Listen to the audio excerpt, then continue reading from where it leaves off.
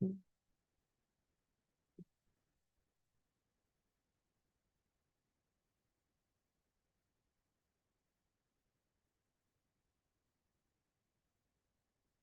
evening. It's 5:30 on Tuesday evening, and we will begin the Village Council meeting in the Village of Gates Mills. May I have clerk the roll call, please? Aton, Here. Broom, Here. Deacon, Present. Press, Present. Steinbrink, Here. Turner. Here. Welsh. Present. Thank you for all being present. Todd is on traffic in 271 and a little bit of a flash flood. He said he'll be here within 5 to 10 minutes. So we'll proceed without him. Minutes of council meeting on May 21st have been provided in your packet. Beth or Janet, did we get any corrections or suggestions before the meeting? I got one today, a little before one from David Aton on page 4, under item 13, second paragraph, 6th line down. Councilmember Aton lamented our requirements are so specific that he'd like it to say, now we attracted only one bidder. Doing it ourselves might not be out of the question. So I'm going to get rid of, we are forced to outsource to only one supplier. I've got one change, page 7, final paragraph there. Councilmember Steinberg indicated his surprise was seeing a draft. I did not receive a copy of that draft, and I stated such in the meeting. Okay, so I will say you did not see a draft. Correct. Okay, Thanks. thank you.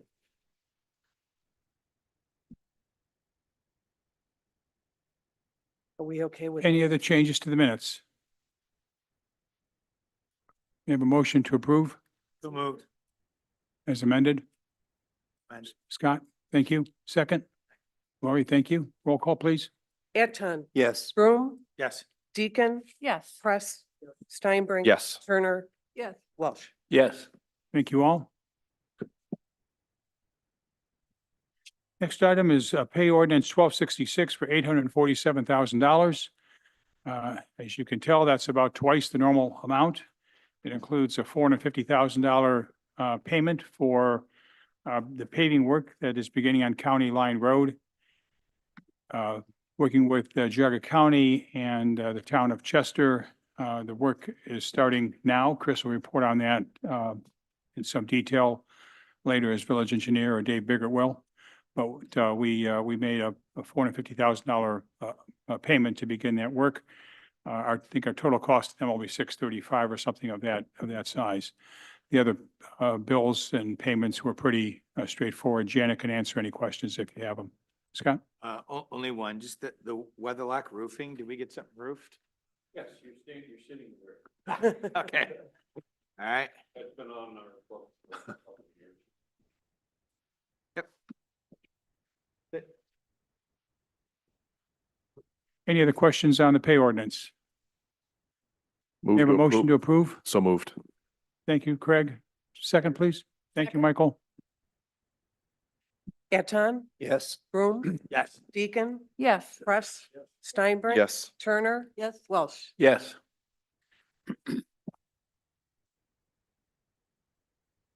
Okay, mayor's report. Here's a few updates in various topics to update you all on what's been happening in the last 3 or 4 weeks since we met. The rackets courts are complete and they're being used. You'll recall that the courts were leveled where there were low spots. Cracks where there were foundations have been fixed. An unforeseen concrete impediment under the surface has been jackhammered away. The surfaces have been resurfaced and restriped, and the folks are playing both tennis and pickleball.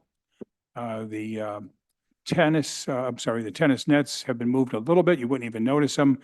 And the 4 pickleball courts nets have been assembled by the service department and are very easy to move. So I think we have about 75 to 100 quite satisfied villagers and friends playing rackets. The whole thing probably took, I don't know, Dave, 10 days, start to finish, something like that. so very little time disturbed. You recall the cost of the village was about $35,000. The nets were paid for by the Improvement Society at $9,500. Number two, the community center, the roof and gutters have been replaced. Proof of the pudding, the room is dry here, so that's good. This has been on the list for quite a while. And it's good that we put it in the budget, and Dave had found the contractor and so on to tackle that project. So we're in good shape on that project. At the County Line Road, at Chagrin River Road in Brigham, we have a noise study that we just completed this weekend. You'll recall that we had some neighborhood comments about speed, safety, accidents, noise. We've met with the residents. We then met with ODOT. We've pretty well tackled the speed and safety as not being items that would require any change necessarily. We agreed to conduct a small noise study to see whether we could get some facts on how much noise there is and at what levels, what times of day, what's causing it, et cetera. That was done on Saturday and Monday. We'll get the report back sometime in the next week or two and be able to report back to the neighbors and let them also hear that directly from ODOT. The Garden Club concluded Garden Week, National Garden Week this last week. They had something every day, including a few events at the Calbera Pavilion. It was a great combination of the Garden Club's sponsorship, the Gates Mills Garden Club sponsorship, as well as working with Cuyahoga County Library, the Gates Mills branch, things for the children and refreshments and so on. We also had the three quartets from the Encore Music Institute playing for one of the children's mornings. It was an absolutely beautiful day. It must have been 75 degrees out and kids running around and sitting on the ground with blankets and this great classical music. So fun week in Gates Mills. The community club topped that with an encore performance by the Encore Quartet at Burton Court. Later that week at 3 o'clock and 5 o'clock, Sarah's and the community club put on a real nice, hosted a real nice light party with some light appetizers and drinks. And for the students played again at 3 o'clock to 4 and then 5 o'clock to 6. So we've had some real nice community involvement there. On Saturday, the Dan Kish Family Gallery opened. This is the addition that was put on to the Southwick Museum on the corner of Epping and Old Mill Road. In addition to opening the gallery, they have redone the patio behind the existing building. They added a beautiful walkway that would go all the way from all the way from Epping into the property, which really kind of complements the whole corner and kind of brings you around the corner and kind of entices you to walk behind the building and sit in the garden and so on. That addition really allows the Historical Society to have more permanent displays of things that are unique to our Chagrin River, such as the Blessing of the Hounds, the hunt, and other things that you might not find in a typical museum. So congratulations for them on this 2-year project, Dave, and the various, and Chris, various regulations and state regulations that had to be gone through to add that space to a commercial building. And then finally, this Sunday at 3 o'clock in our own Village Green is the final showing of the Encore Institute. It'll be the Camerata, which is a combination of the music of all of the students and many of the faculty that have been participating for the last 3 weeks in their educational endeavors. We've heard them play now 3 times. I'm going to miss them, frankly. They have just been delightful everywhere you turn. They're around the corner. We've done a great job as a village through the Garden Club, the Community Club, Improvement Society, I'm sure when I say that I miss somebody, just having them in various different places and letting them see Gates Mills and letting all the Gates Mills villagers see and appreciate their music. So if you haven't yet heard them, Sunday at 3 o'clock on our village green, it would be a great place to bring, there'll be 300 chairs set up, but you can bring your own chair or a blanket, or bring your kids, your grandkids if you want. It's a family and it's free. If you go to the website, it says, it'll say sold out. Just blink past that and show up. Bring your own blanket. There may not be a chair for you. We really put sold out because if it rains, then we'll have to move, obviously, the musicians inside who are given their equipment. And then we would only be able to maybe seat 200. But we're expecting twice that amount if it's outside. So don't let that deter you.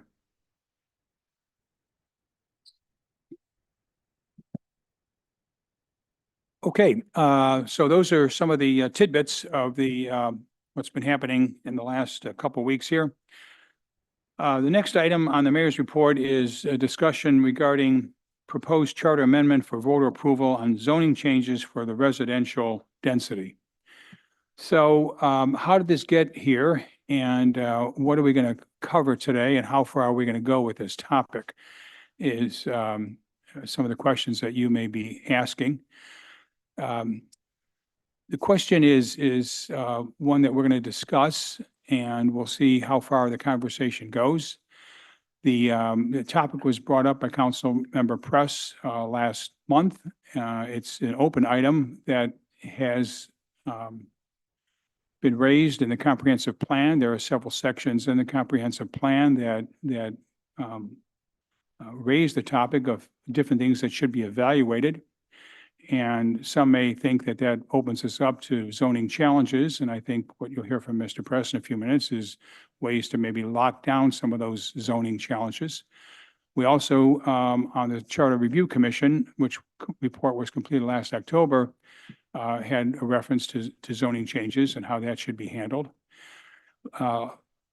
On that, let's remember the backdrop here. 30, 40 years ago in the 1990s, we put together a pretty robust set of zoning laws and zoning changes to specify how the village would look going forward and how any development would be would have to follow the existing guidelines. Those rules have done us quite well for the last 30 years. In addition to those zoning rules, we have a number of specific ordinances on riparian rights and on cutting ordinances of trees, hillside management, watershed, et cetera. All of those meant to control the development of land that irresponsible parties might just think they could do whatever they want with.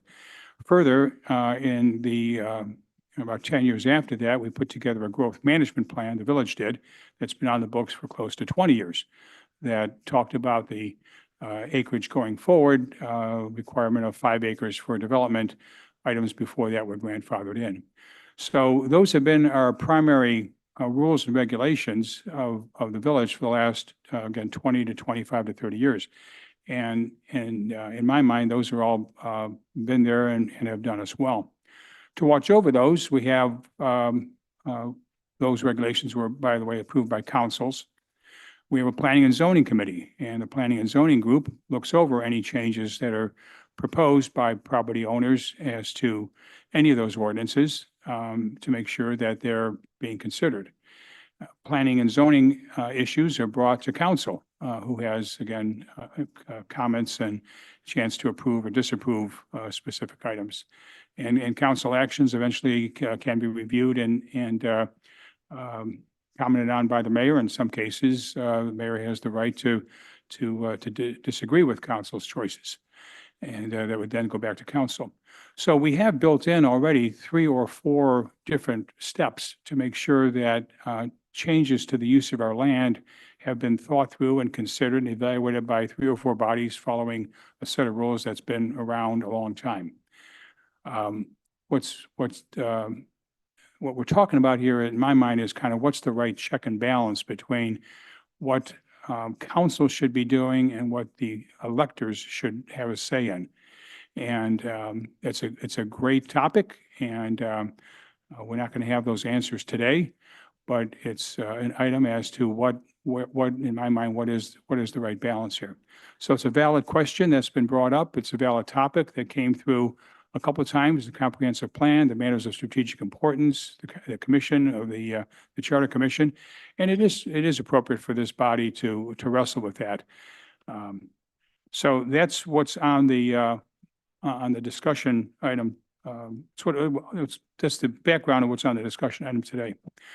I'm going to ask Mike Press to comment now, since he had brought this up at the last meeting and started the discussion. And the way I like to proceed is that every council person will have a chance for as long as he or she wants reasonably to comment on the topic. And perhaps we'll take a few comments from the audience if there's time for that, because I was reminded by one of our audience goers that they continue to sit in the back for 2 hours and wait for the special 5 minutes to ask questions. And maybe we'll see whether we can squeeze that up today on the calendar. And then we'll make sure everybody has a full time to talk. So with that, Mike Press.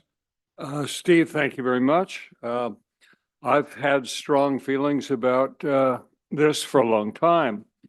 I actually asked Karen during my orientation in December of 21 whether we ever looked at the charter to see if it needed to be amended, and she said she didn't think so. And I said, it's probably high time, and she agreed. So we agreed to have a charter commission, and that all started its work in the spring of 22, which was my first term in office.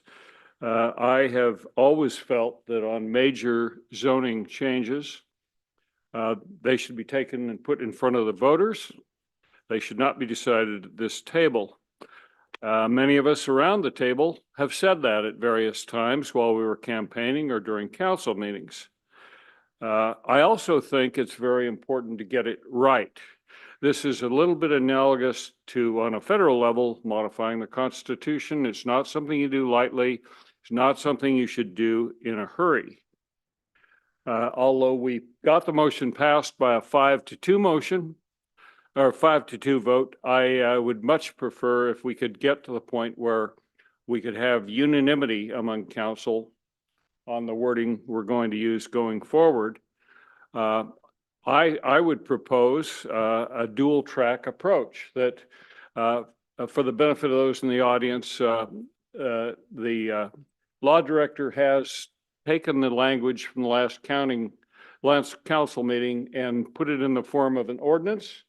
And there've been some changes in the language. So clearly the changes are something we need to talk about. Todd needs to explain that to us. But I'd propose a dual track. I would put the ordinance on first reading in order to preserve the ability to go to the ballot in November if we still want to do that at that time. Meanwhile, while the ordinance is on it going through its 3 readings, we do town halls, workshops, council discussions, whatever is necessary to see if we can reach a point of unanimity, because I think something like this, it's much better if you're sending something to the voters, if it's unanimous on the part of council, rather than a majority-minority situation. So I would suggest we start tonight, before we have the discussion, by having Todd explain the differences between the wording in the motion that we passed last month and what is in the current ordinance in front of us.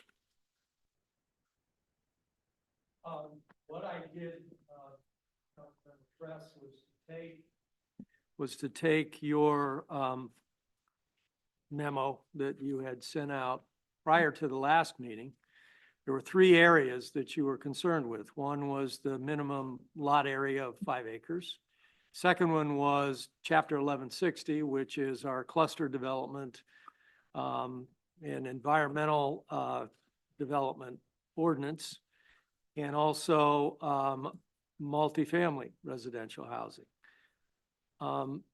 what I did was take those three and put it into language or proposed language in a charter that would not only address what is specifically in the code now, because maybe somehow that will change, particularly a reference to chapter 1160. Numbers in codes change over time. It's not good practice to put in the charter references to sections of the codified ordinances because they change over time. So what I did with the 5-acre minimum was simply say any decrease in the minimum lot area for a single-family dwelling has to go to the voters before it becomes effective. So it would have to be passed by council, then it goes on the ballot to determine whether it becomes effective. The second one was trying to deal with the language of chapter 1160, which is our essentially what is known as a cluster development. It's, I think, quite good. I helped draft it, most of it, years ago. And I think that the village engineer can concur that it really provides for a large amount of open space in those developments, even though you can put the houses closer together. So you get a density that's close to 1 per 5 acres in that cluster development. And so I used the language, any increase in the density of single-family dwelling developments, whether comprised of attached or detached dwellings, has to go to the voters after it goes through the process of approval by council, which means it's got to go to Planning and Zoning Commission, get a recommendation, then go to council and be approved. Then it would go to the voters before it becomes effective and have to be approved by the voters. And then I defined density shall mean the number of dwellings per unit of land area. And then finally, I dealt with multifamily residential housing would obviously have to go to the voters also through that same lengthy process through planning and zoning and council. And I've defined multifamily residential housing meaning any structure having more than one single family living unit contained therein, which are adjacent, those living units adjacent vertically, horizontally. It does not include attached single-family dwellings, which is what is in our cluster development. Chapter 1160, you can have attached dwellings, you can have attached houses, or you can have detached houses in 1160. So I tried to cover all three of those and be as specific as I can so that there won't be any question in the future should planning and zoning or council decide to go forward with some change in residential density. This should cover any situation. And that's my. Thank you. Language sounds okay to me. I understand it's been circulated to everybody on council. Yeah. Although I don't think I got anyone. it a week ahead. I got it to you a week ahead. Great. I don't think anyone in the audience has seen it. So with that, I guess we should discuss it. So if I could go first, maybe? Please. So I had a chance to look at this, and I have to say I was not part of the Charter Review Commission. And so this is my first look at this from the time that of our last meeting. And so taking a look at this and understanding that Michael's goal here is an admirable one, that we want to preserve the village as best we can, and preserve the natural beauty of the village and the essential character of the village. So I wanted to take a look at, so what do we have now? So what do we have and where do we stand right now? And so real quickly, a few things to note. So our 5-acre minimum lot requirement, so that was a change that was instituted by council, 1998.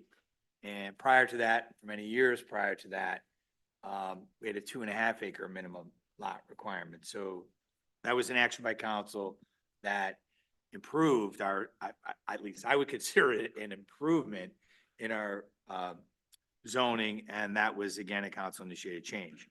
The Conservation Development District Ordinance, I have to use the right language here. That's correct.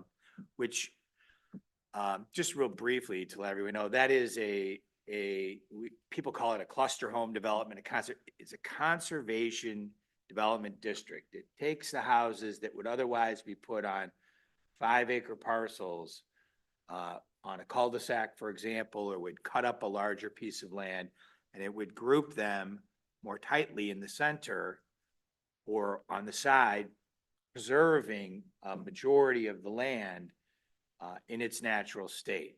And I mean, the idea is you got to have 25 acres, and this would be a way to prevent cul-de-sacing a 25-acre parcel and more tightly grouping the living quarters, the residential structures in the middle of it so that they wouldn't be able to be seen from the street, or it would be less obvious that this development was done. So that ordinance was passed in August of 2007. And so it's been 17 years and there are none. One application. Currently, that requires 5-acre density among many, many requirements, which I'm gonna go through in a little bit. And then third, with regard, and those were the first two that we discussed at the last council meeting. The third thing with the apartment buildings is kind of an add-on after that. We don't have any apartment buildings. And may I add, they're not permitted. Right, right. Certainly. So in short, what we have seems to be working. So the question is, to me, is, so what do we have? And so the charter provides, we have council's role, we have the mayor's role, we have the resident's role. And the life cycle of a change to the zoning regulations or the zoning ordinances in the village right now would be that it would first have to be considered by planning and zoning. And planning and zoning consists of 7 members, 2 of which are appointed by the council, 5 of which are selected by the mayor. And the other 5 cannot be part of the village government in any way. They're just 5 other residents. And planning and zoning's role would be to review it and to recommend either yay or nay to the council. And if the planning and zoning board said no, then it would go to council, and council would then be required to pass it by a 75% vote, which it would be 6 of 7 would have to pass it. So it'd have to almost be a majority vote in favor of an ordinance that planning and zoning said no on. If planning and zoning said yes, then council would be able to give a public notice, have a public meeting like this meeting. Of course, the planning and zoning meeting that it would be considered at would be a public meeting as well. And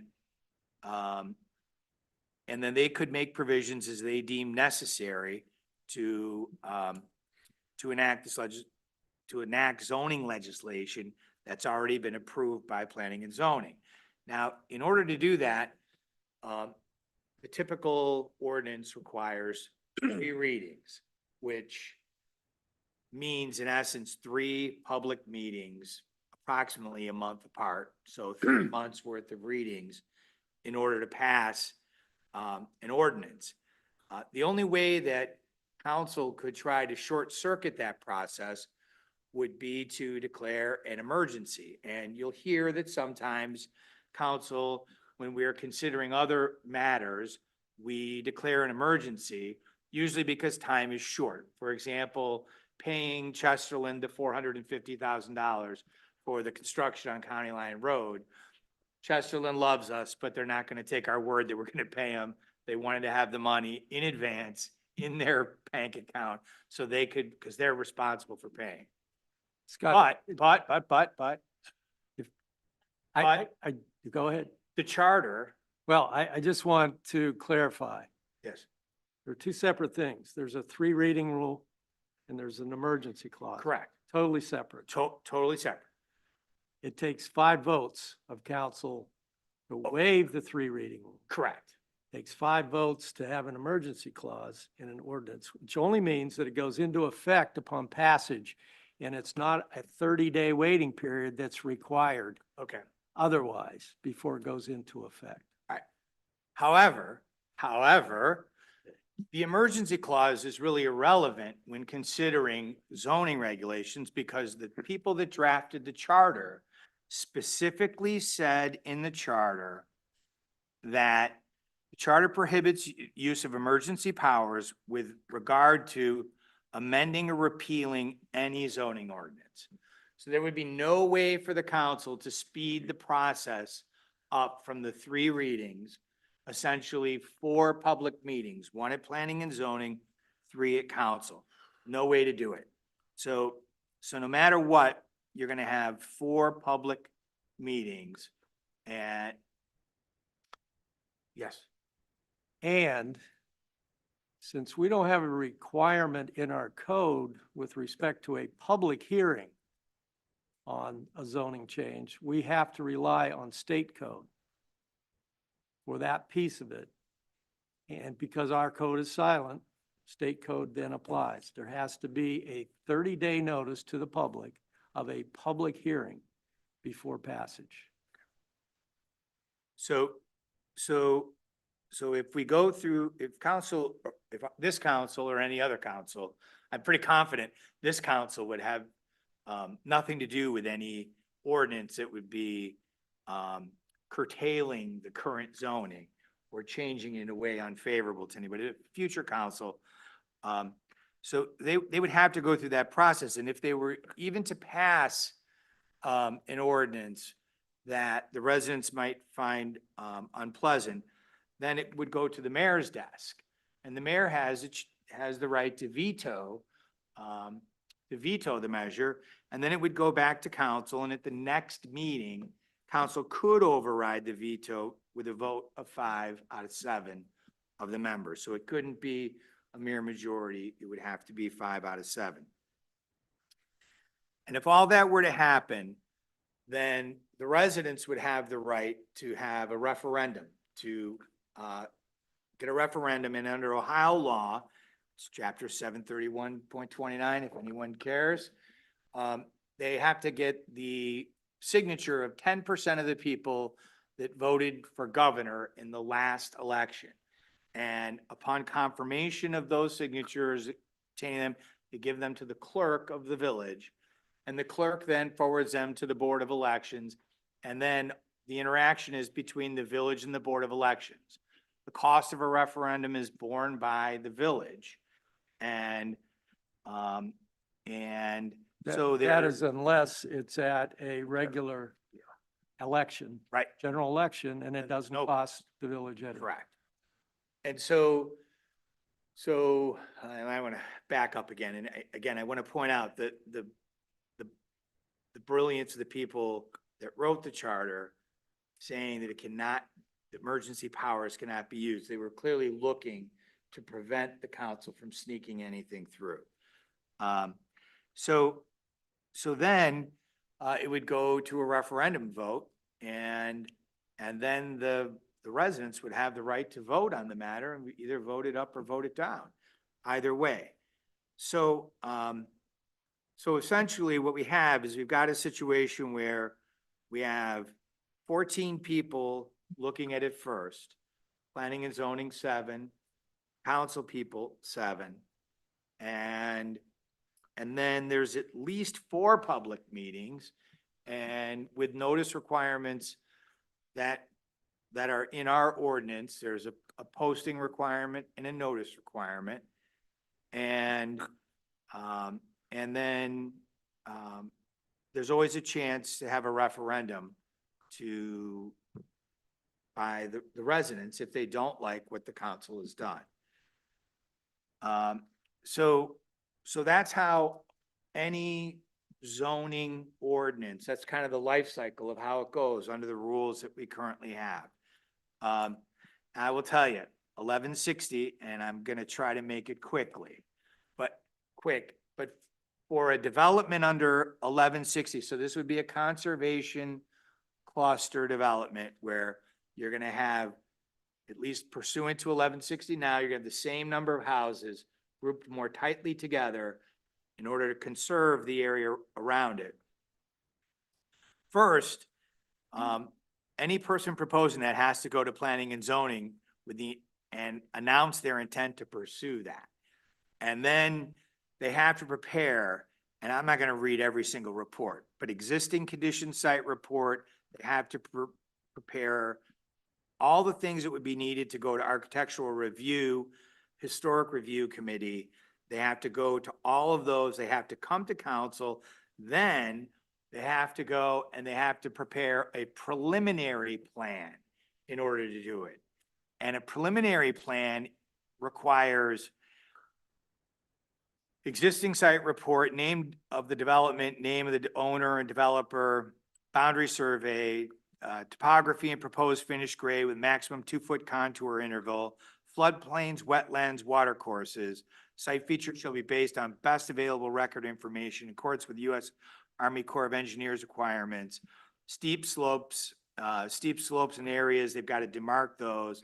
Isolated lands, they have to show this, got to get Environmental Protection Agency Category 2 or 3 wetlands, any water courses. They have to have a report on threatened or endangered species. They have to have a tree and woodland evaluation. A tree and woodland evaluation shall be provided by a certified arborist, certified forester. They need a map delineation of district areas, woodlands that are classified on the map as high, medium, low suitability for preservation. Any major trees, individual trees, shall be labeled and located approximately. Groups of major trees may be labeled and located with an approximate outline.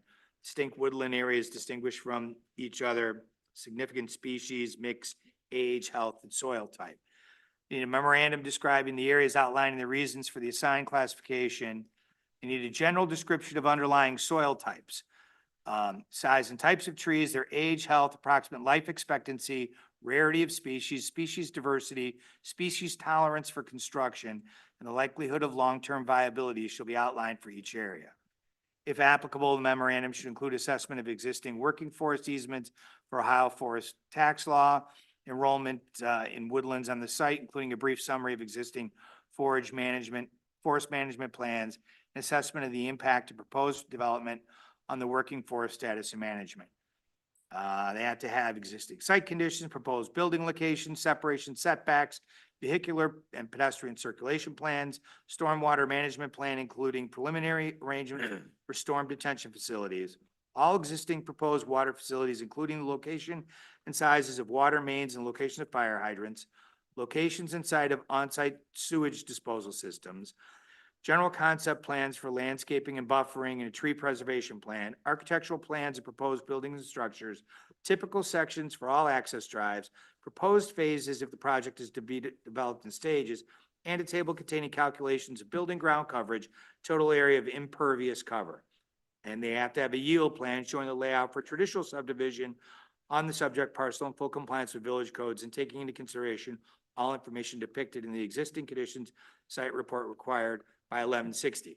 Then this has to go back through planning and zoning, ARB, historic, and then it's got to be submitted to council again. And then once that gets the sign off, then they can move to a final development plan, which the final development plan shall be prepared.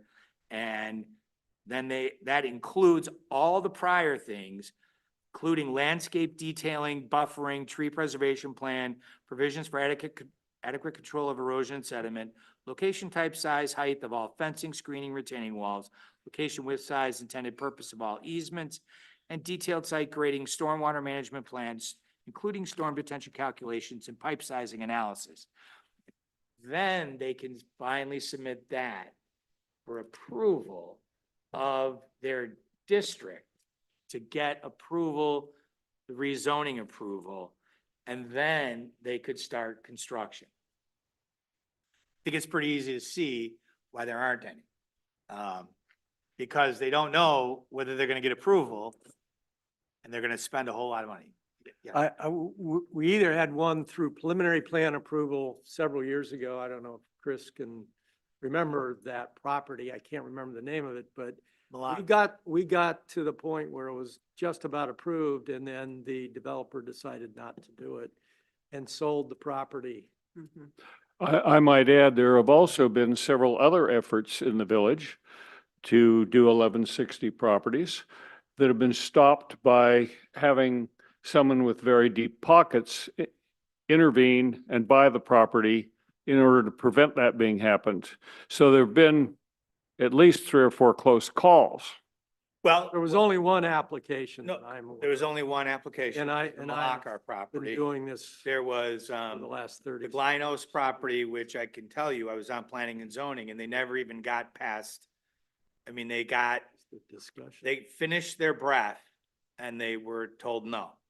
And in fact, I think they withdrew because they could see that there was no No, they chance. had never filed an application. Right, they never filed an It application. was informal discussion. And yet, the mayor did a land swap with them to give them an extra 5 acres to help it along. But it didn't go anywhere, Scott. It didn't go anywhere. The But Jones he was doing really well with the mayor. Right, the Jones Uh, property, I think, and someone let's- approached. Scott, can you maybe wrap it up in a few minutes just so we can get others to talk? So in looking at this, so I'm not entirely sure exactly how we're gonna. This has worked very well up until now. And I think we gotta be careful about changing things using a meat cleaver instead of a paring knife.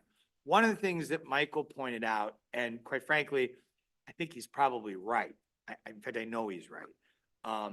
Is when we, if we were to undertake some legislation of that nature, that, right now, the current ordinances require that it be posted at town hall 15 days prior to, a meeting that's gonna consider that.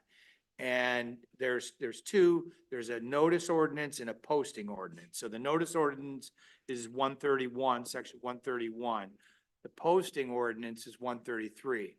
And you could understand why those ordinances put in, at the time, they required a notice of the meeting to be published on the calendar. And then they require the ordinances and the things at the meeting to be posted at town hall 15 days in advance. Prior to our internet age and everyone getting comfortable with the technology, the only other way would be to mail out a notice to everybody. And I think that our town clerk would probably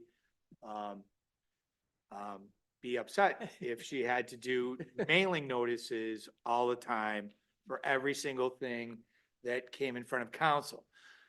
However, it would be possible, and we could, by ordinance, without changing the charter, without going to a general election, I think we could change the ordinance for the posting to require that any proposed legislation for any of the 3 things that we're talking about here, any decrease in the minimum lot size, any increase in the density, and or anything permitting any multifamily housing structures in a way that Todd has more eloquently described than I, that those should be posted on the village's website at least 15 days, if not more, in advance of the meeting, so that the residents would be able to see what those things are before coming to a meeting and not knowing exactly what's going to be discussed at the meeting. I do believe that the clerk posts, and Janet, correct me if I'm wrong, I think the day before the meeting or two, because a lot of times things are coming in at the last minute. I think they get posted a day or two before the meeting. Council, Yes, we try to post it on Friday before the meeting. right. But I think we could take care of the residents' concern. And I think it's a legitimate concern that somehow someone's gonna try to push something past, even though there's no way to push it past quickly by amending that. The last thing I'm gonna say is that, if we were to take up an ordinance, looking to amend the charter right now, one thing that I know for a fact from my time on planning and zoning, is something I just recently learned about, the matter that came in front of us, is there may be some zoning anomalies that probably should be fixed before we were to say that any kind of zoning change would have to go on a ballot. For example, we had something in front of planning and zoning a couple of meetings ago. People that own a house adjacent to the Hunt Club property, that are gonna do a significant remodel to that house. Those houses on Main Street, much to our surprise, are actually zoned country club. The property is zoned country club, and when that, they must have been split off of that Hunt Club property or something at some point, and they were never converted to R1. So the people who are living in those, and they have smaller lots, if we were to go and to change that zoning for those lots under this proposed charter amendment, we would have to put that to a vote. It would have to go to a general election in order to change those, because they would be lots smaller than the 5-acre minimum lots. And so I think that's one reason why we have to talk about it and get it right, and make sure that we take care of any problem that we see, especially the problem with making sure the residents know what's going on, using the smallest instrument we can, instead of just getting out the sledgehammer, hitting it with the sledgehammer. Mr. Mayor, can I respond to Scott? Well, I'd like to hear other comments from other members. We've had 30 minutes go by and we've got 5 people get to talk, so. I've got 2 or 3 things that respond directly to what he's saying, and I can be brief. If you can be brief, we'll give you a couple minutes. What this is really about is a matter of philosophy. Do you believe the people at this table should make significant zoning changes in the village? Or do you believe they should go to the ballot? A lot of us have said they should go to the ballot. And that's certainly what I believe they should do. Second, as I mentioned, prior councils have been much more activist than the current council about zoning changes and allowing for multifamily housing and cluster family. So it's not just a risk, Scott, of something could happen in the future. It's something we've already been through, and indeed it's the reason I'm at this table. Third, we've got a comprehensive plan document sitting on our website right now that has some objectionable, to me at least, objectionable suggestions about zoning changes that I think would be inappropriate. And last, we had Bruce Rinker come and address the Comprehensive Plan Advisory Committee, and he talked quite a bit about the necessity of being very careful you could defend the zoning you've got. And he suggested we do a lot more than we have done so far. And I think we probably ought to involve him in this process at some point. Over to you. Scott, you want to comment back and then we're going to move on? Is that no matter what we do, whether we leave it as is and we increase the notice, or we pass a charter amendment requiring zoning changes on these issues to go to the voters, all those could still be challenged judicially. The same, I mean, it doesn't make it withstand scrutiny anymore because it went to a vote than it does now. I mean, that wouldn't make it hold up under scrutiny any better. The same test would still apply to it. So Lastly, I guess I would say the 5-acre spacing, you're right, was passed first by council, but council elected to send it to the voters, and I think they were very happy to get it. Yep. And section 1160 in my book should have gone to the voters. Okay, thank you, the two of you, for the comment, and Scott for the thorough and comprehensive review of those sections. Other council members' comments? Yeah, I have just a few. Thanks, Scott and Michael. So I guess I kind of take a step back and say, what problem are we trying to solve? Is it that we have this philosophy that we're trying, I mean, what's the, I'm not sure what the issue is, Michael, and I feel like I'm struggling with the fundamental disconnect here, which is that it seems that you're saying the council can't be trusted, so it goes to the voters. But the voters elected council. So I'm finding actually a philosophical disconnect in Well, taking. I didn't trust the last council. That's why I'm here. And I don't know that I can trust the next one that comes down the line. So the question is in governance is, do you have the appropriate check and balance? And actually, I really had no idea till you went through all of that there was such a strong check and balance. And in fact, if there is a falling apart at the council level, which would be surprising given how many steps you have to be met, then there's a 10% referendum right in the Ohio Revised Code, which I do think should be in the charter, and it's not because most people don't go back to the ORC and say, oh, what are my rights? And that would seem to be the countervailing balance at 10% is, not a very large number. You could probably collect those signatures at the 4th of July parade. So I'm just seeing that it really is pretty balanced. And I do worry about the unintended consequences. like- If we don't act on the charter amendment, I think it's probably a likelihood that the residents will act on it themselves. So we'll test that referendum theory. I'd like to make some comments. I think there's some words being thrown around that may not be accurately reflected. You have to use the microphone somewhere.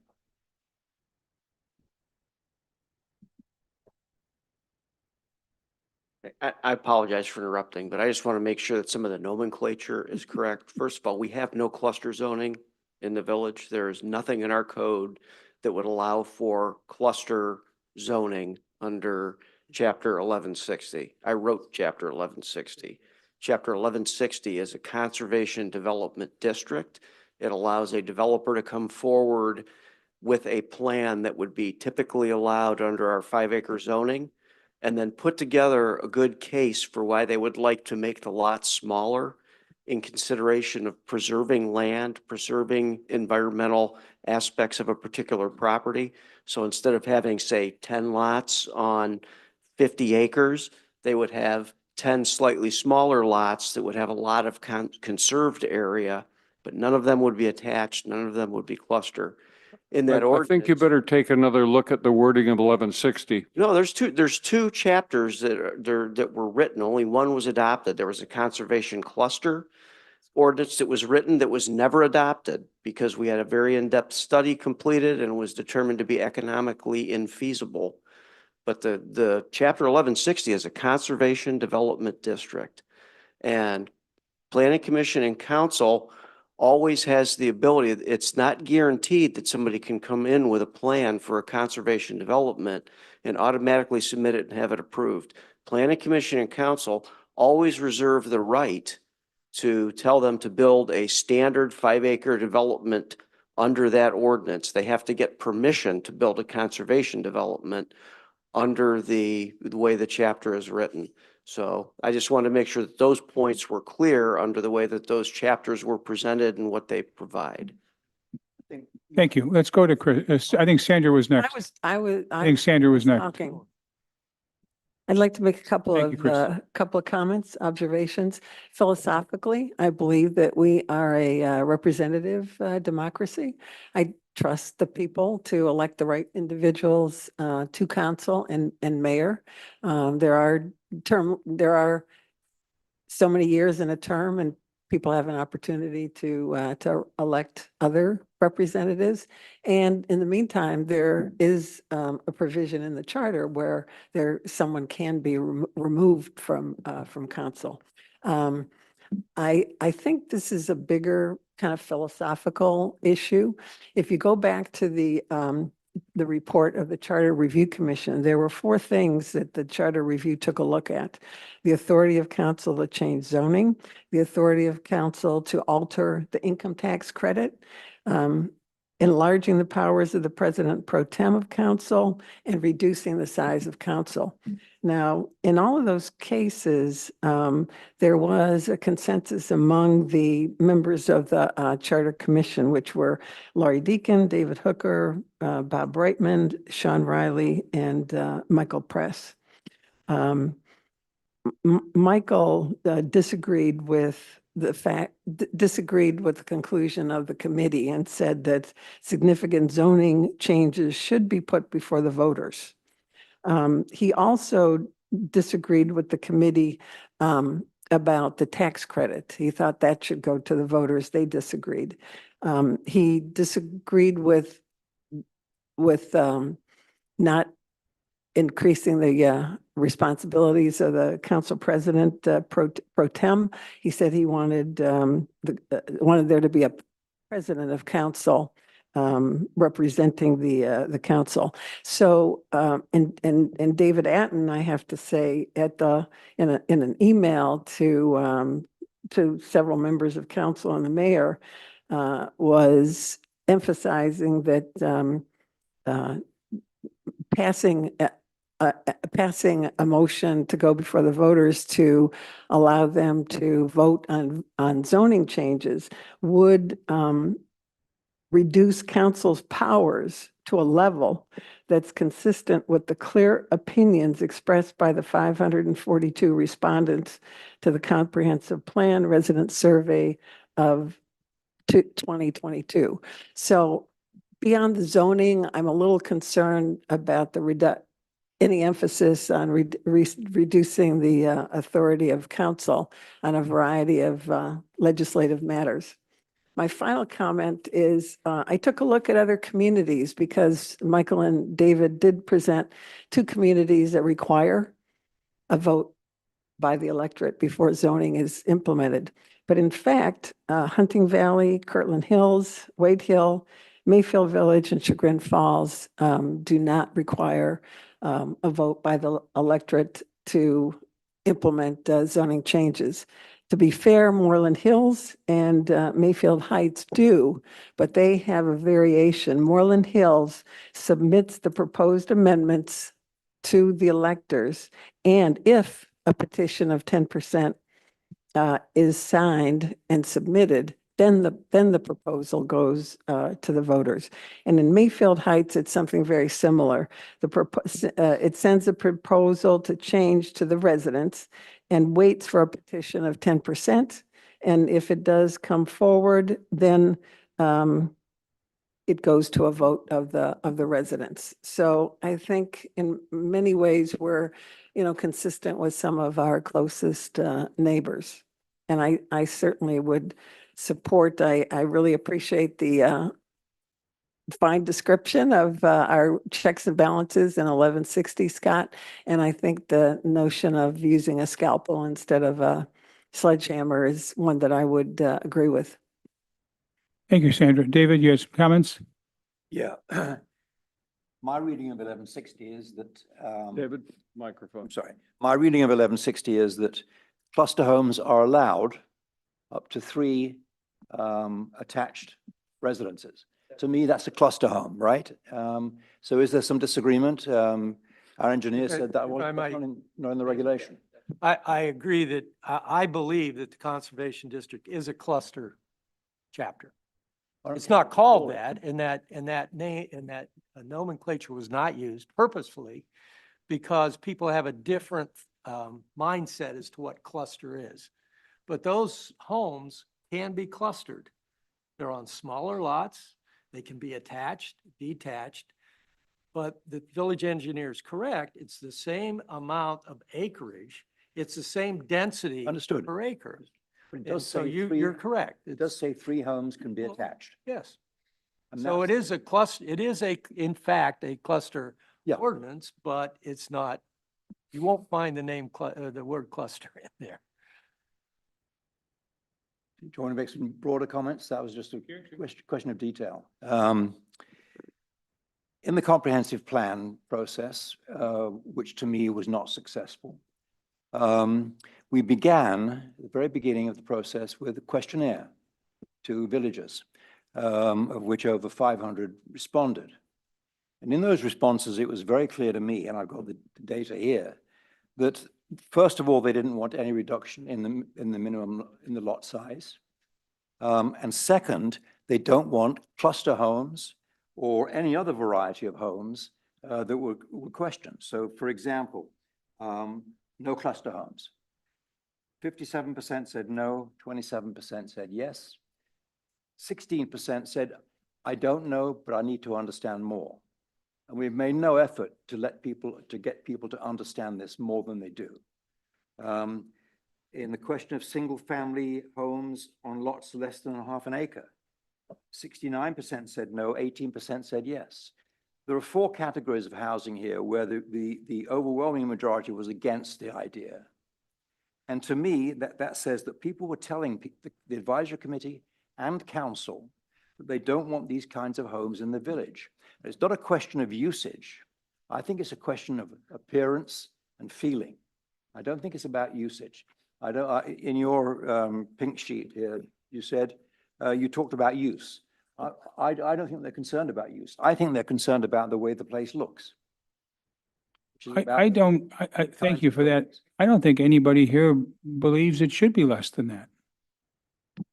I don't think anyone here thinks it should be less than 5 acres. Well, we all agree on that. I mean, Well, I hope so, maybe not. no, we can tick that off, I think. I mean, around this table. So your comments were supporting that. On the 5 acres, yes, but not, I'm worried about the whole question of attached housing, which the people have said they don't want to see. And 1160 at the moment allows it, and it allows council to say yes without going to the voters. It's very simple. Okay. Well, you know, David may be onto something, that maybe what we ought to do is we ought to have some sort of a public meeting or something explaining 1160 to the residents if there's a misconception. I mean, David, you're right. I mean, the idea behind it was, and I'm gonna pick this, there's a development up on Brigham and County Line. It was the old Loop property. I'm gonna just call it the old Loop property. And that property is 44 acres, and it needed no variances whatsoever in order to put 7 additional houses, including the Loop residents, on the property. And the houses that are built there, they're beautiful houses. I mean, the builder's spectacular. But there could have been a different use for the property. Sure. Where you could have, the density would have been the same, meaning there'd be 8 houses, but you could have them tightly grouped in the middle where you would see only woods still, now where you see lots and yards and things. And that's the idea. I personally, I didn't like 1160 initially.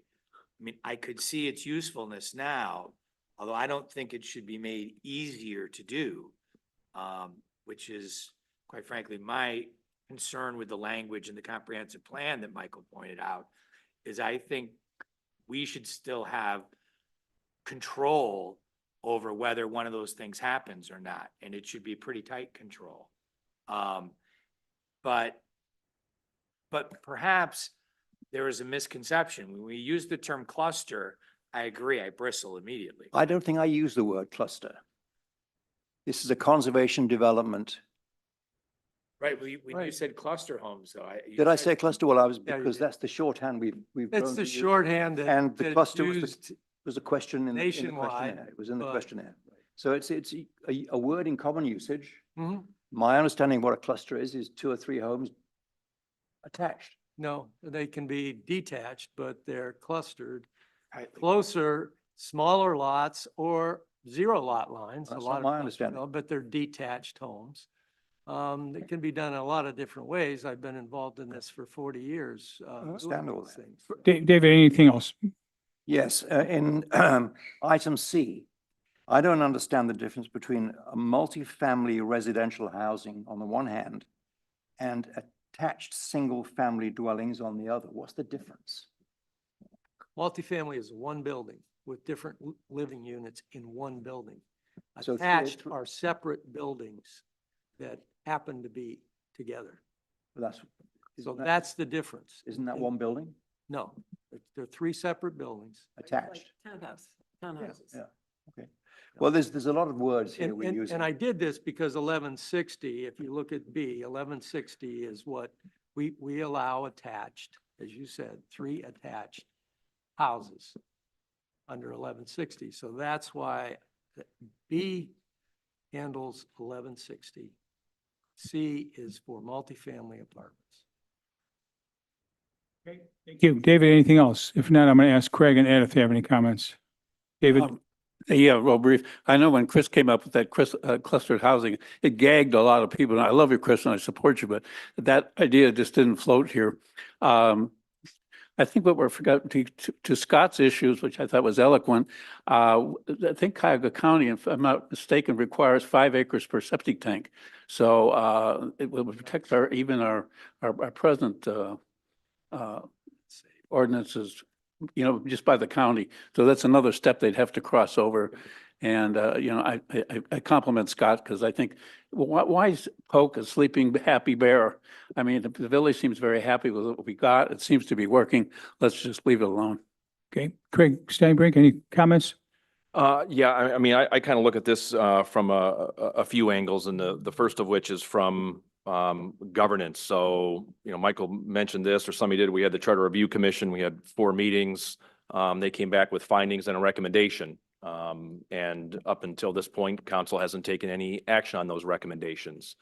What I have a difficult time squaring is the Charter Review Commission made one recommendation, and we're sitting here talking about an draft ordinance that was drafted effectively by you know, a committee of 1.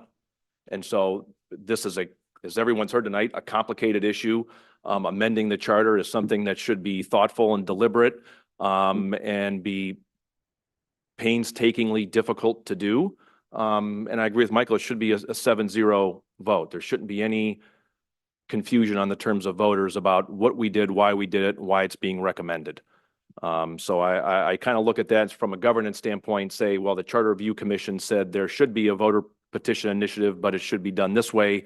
And we're talking about doing something completely different. So I have a tough time squaring that. I think the process that's gone on with all this, you know, the motion was council agrees that they shall proceed to design and implement. It's only today that council, as the word they, have begun designing anything, and yet we already have had 2 drafts of potential language in front of the charter for a charter amendment. So I kind of look at all this and say the cart's a little bit before the horse. There should be input. Residents should have the ability for input at town halls to understand what's going on. And I mean, I agree with Scott in this. I think the least intrusive approach to get what needs to be done. We all live in this village because we love the way it is and we don't want to see it developed and look like communities around us. And so what is the least intrusive approach, the least intrusive instrument and language that can be used to get us there? You know, some of this language could be, I don't know that to be true because we haven't looked at anything else. And then with respect to 1160, I just have, so Gates Mills passed 1160 in 2007. Wade Hill passed their 1160, chapter 1143, 2012. Moreland Hills passed theirs, chapter 1153 in 2013, and Hunting Valley passed theirs, chapter 1160, just last fall. So none of them contain any language for voter approval. You know, I think maybe the village was onto something in 2007 by doing this. We could either have a cul-de-sac torn in through a big tract of property and have 75 or 80% of it developed, or we can take a spot in the middle of that property and do something with it. And to Scott's point, you would drive by that property on County Line and Brigham Road there, probably never know anything was back there. So I don't know that we have all the answers. This is all fantastic discussion. This is what I would hope would happen.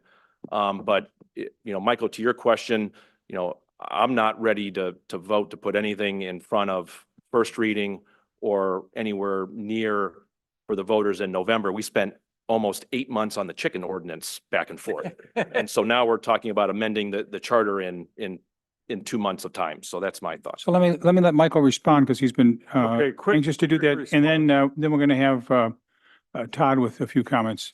All right, first of all, for a point of clarification, the motion that we passed last month does not change 1160 in any way, shape, or form. It's interesting that people have brought it up, and indeed, it's probably something we should take a look at, but the motion did not touch 1160. In fact, it said you can't change it without going to the voters. That's what it said. So forget about the 1160 discussion. That's a separate matter. Secondly, with Craig, I agree with him completely on involving the voters and the residents. I'm all in favor of having a town hall or any other method we can find of encouraging voter input. And last, I'd like to leave you with this. This is a quote. In my opinion, any change in zoning regarding development should be put in front of the voters. Craig Steinbrink, during Candidates Night, September 2021. Okay, thank you. Todd? I'd just like to raise 3 points. I think we've beat the cluster, the cluster nomenclature to death, so I'm not going to mention that. But in response to Councilmember Deacon, we do have referendum and initiative provisions in our charter at Section 10, Section 10-1. And that relies on the Ohio Constitution and the state code, which clearly sets out the process for referendum and initiative. So it's already in our charter. Secondly, there was a mention of Attorney Bruce Rinker, who I've known for 30 years. He and I have sparred over zoning for 30 years, mostly against each other, but sometimes on the same side. And I respect Bruce a lot. And his opinion was, as I recall, to the Comprehensive Plan Committee, that there may be challenges to your existing zoning, which meant that maybe you should consider reducing density. Maybe you should consider redoing, and specifically Chapter 1160, because of all the requirements that Scott went through, is too burdensome on developers. And I think it served us pretty darn well over the last 14 years that we haven't had any. Doesn't mean we won't have any. And I think I can defend it, or a good lawyer can defend 1160 if it is challenged. And I don't know if he got into the 5-acre minimum lot size, but that's sacrosanct here in the village. And I believe, mostly because we don't have central sewers hardly anywhere, that that's certainly defensible. And the case law bears that out. I've tried these cases in court, and so I know how this goes. The last point is, again, is I think we need to put in our code the public hearing requirement that's in state code, where there's a 30-day period that the amendment is in front of the public before you have a public hearing and before you can pass an ordinance. And if it's an issue of increasing or decreasing the density for residential development, that certainly could be mailed out to every household in the village, because it's probably not going to happen that often and won't be that expensive. And that gives a 30-day lead time, public hearing, so the public can come up and say whatever they want, as long as they want, before council can take action. So those are my 3 comments. Okay, If we can get any comments from the audience, I'm happy to hear them.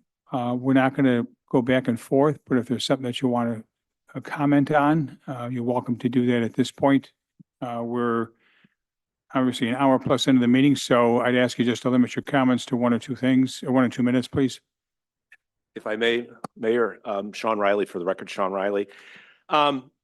As it was mentioned, I chaired the Charter Review Committee, and we spent quite a bit of time looking at other communities' zoning rules and the ways to change zoning in those communities. We also were very aware of Ohio law and the rights provided to voters regarding zoning changes in the state of Ohio.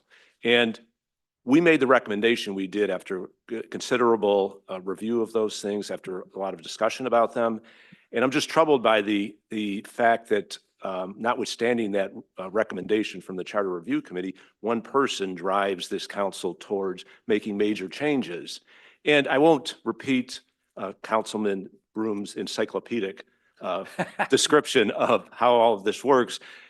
But I do want to comment on something I think that Councilwoman Turner mentioned, which is it's the job of this council as elected representatives to make decisions for the community, not to be pollsters in chief and constantly run around and ask, what do people want? What do people want? It's really your job to make decisions for the community based as stewards of the community based on your belief as to what is the best interest of the community. And I also think it's a bit presumptuous for a council today to say, never in the future can council make decisions on zoning. We're going to take that away from council. There may be circumstances in which council in the future has to make a zoning decision, maybe even reduce density for a particular piece of property for a very good reason. If the voters don't like it at that time, they have the right through referendum to try to change it. But I think it's in the first instance, the council's responsibility and ultimate decision. So thank you. Thank you. Any other comments from the audience?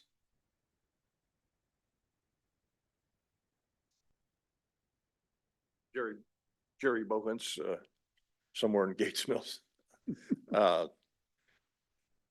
It's interesting, 1160, as I read it, and I think I've got the right version of it. I hope I do. But there is one aspect of it, 2 aspects that trouble me. One is that there's a reference to the fact that if the underlying lot sizes are less than 5 acres, that the ordinance is modified accordingly. I'm very troubled by that because I'm not sure what that means. Does that mean that the 25 acres might be really 12 acres for certain underlying? And if it's not true, I think there ought to be some clarity added to the 1160 we should all know what the intent is. The second point is that it's interesting, and just an observation, that if you put 1160, as is written today, to a vote, in fact, somebody might actually get the signatures and force it onto a ballot, it would fail because of its reference to quote unquote, the dirty word cluster homes. Even though the other aspect of it, in fact, the major intended aspect was this idea of a planned development that gets you, in fact, I was on Land Conservancy 20 years ago when this all came up, when the parts of the Newell property, it was the top of Sherman Road, came into play. Some of the heirs wanted to liquidate their position. They weren't in town. They didn't care. They want their money. And so, I don't mean that people make their decisions. And so the Land Conservancy was trying to figure out how they could make an offer to the potential sellers that might make some sense to them. If you have to build a mile long side street or 3, that's incredibly expensive to put the infrastructure in. So the idea was to offer concentrating the houses together and saving the developer money in return for getting a lot of land set aside. Now, somehow 1160 was involved, and frankly, I hadn't read it until very recently, even though it's been around for 15 years, or whatever it is, that the 2-story, 3-story was injected in it And it is what it is, but I don't think the citizens, without a lot of explanation, are going to easily accept it. It's just an observation. I'm not suggesting one thing, one way or the other. Thanks. Thank you. Okay, I think we've had, thank you for the comments. Unless there's any other comments or action, I think we want to move on. I would suggest that we move on. I think I need to, along with a few helpers here, put together some steps to go forward. I think what I've heard is this has been a good discussion. More discussion is welcome. We want to somehow involve the voters in the town hall, and I've had a few people volunteer to help put that together and lead those sessions if that's where we go. I think we'd like to understand 1160 a little bit better and be able to explain that to voters. The 5 acres seems to be solid, and I don't think anybody differs with that. We can go back to the history books perhaps and take a look at the genesis of how some of the language came to be that language. And perhaps have a follow-up conversation or discussion at the next council meeting or at a special meeting that we involve the citizens. Is everyone okay with proceeding that way, or does someone want to proceed a different way? Okay, I'll take that without a vote as an okay to move forward in the manner I just outlined. Thank you all. It was a great discussion. Janet, you got an agenda for me?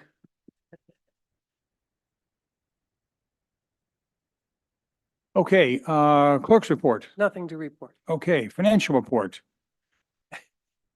This is back to me. So going forward, Jen and I are going to team up on the financial report. She's agreed to write them going forward. I've asked Dixon to focus his attention primarily on the Treasury investment policy statement and the investment returns and what we would do to simplify the policy statement. He's going to bring that back to us at some point, probably the next meeting. The financial reports on the website, we continue to look favorable, if certainly comfortable, meeting or maybe even exceeding our budget. There were no unusual expenditures, and our revenues, the 3 lines all seem to be a little bit favorable to budget. Police Department report, service and fire, and then Dixon, if you want to comment for a bit on the Treasurer's report. I didn't put you down here. My apologies on not listening you. Only to say that I have met with Ancora, and the Treasury Advisory Board has met informally, and we plan to meet formally with Ancora sometime in July to review the first year. But I think the portfolio is in good shape. The bond market's holding up, so I think we're all right. Okay, thank you. Any comments? Chief Minicello, can we have your report, please?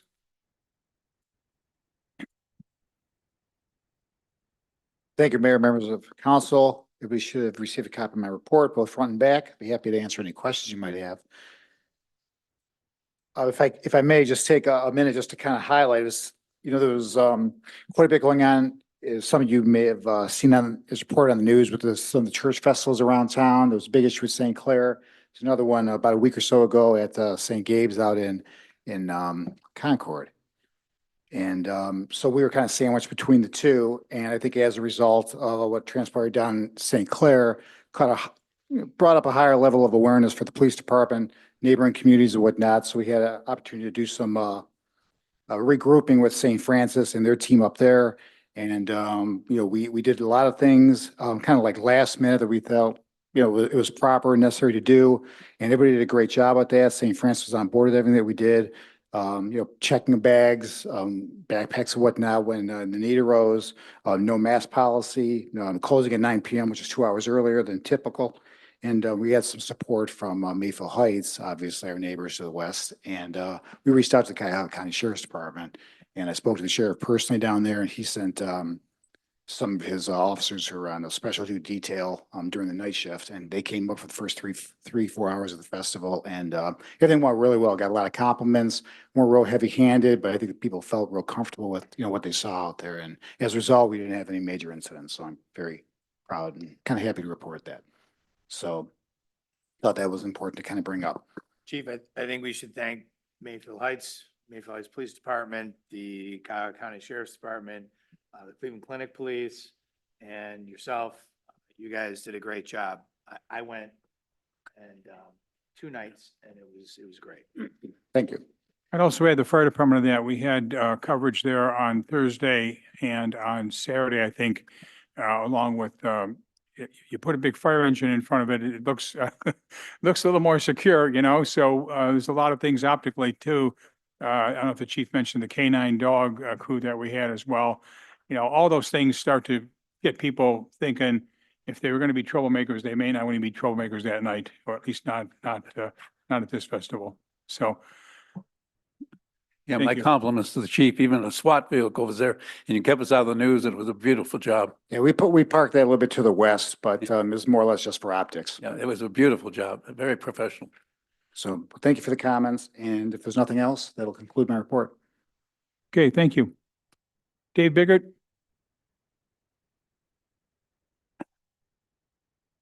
Thank you, Mayor and members of council. You should have received a copy of my monthly report. I'm happy to answer any questions you may have. Dave's report has references to Rumpke. That'll be the next item on the agenda, so we'll cover that in just about 5 minutes.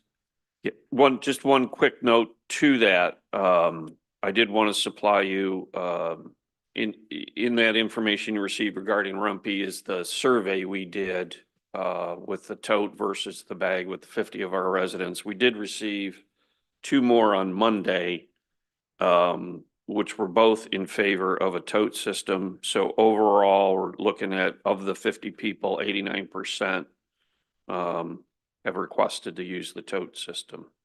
So just to kind of give you the up-to-date data on that.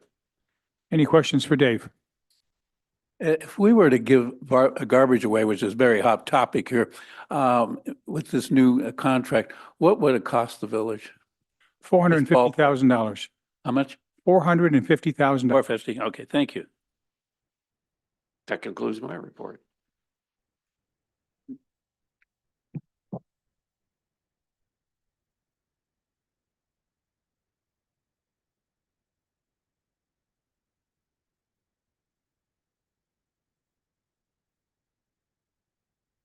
Tom? Thank you, Mayor and Council. You have a copy of my written report. I'll entertain any questions you may have.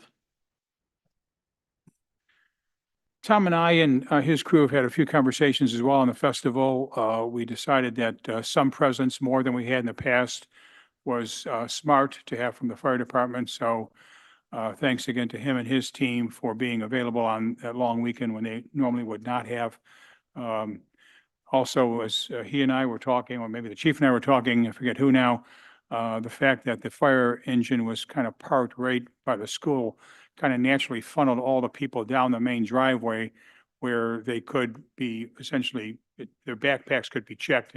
There weren't 4 or 5 access points to get into the festival. They all were kind of choked into one funnel, and that was again helpful.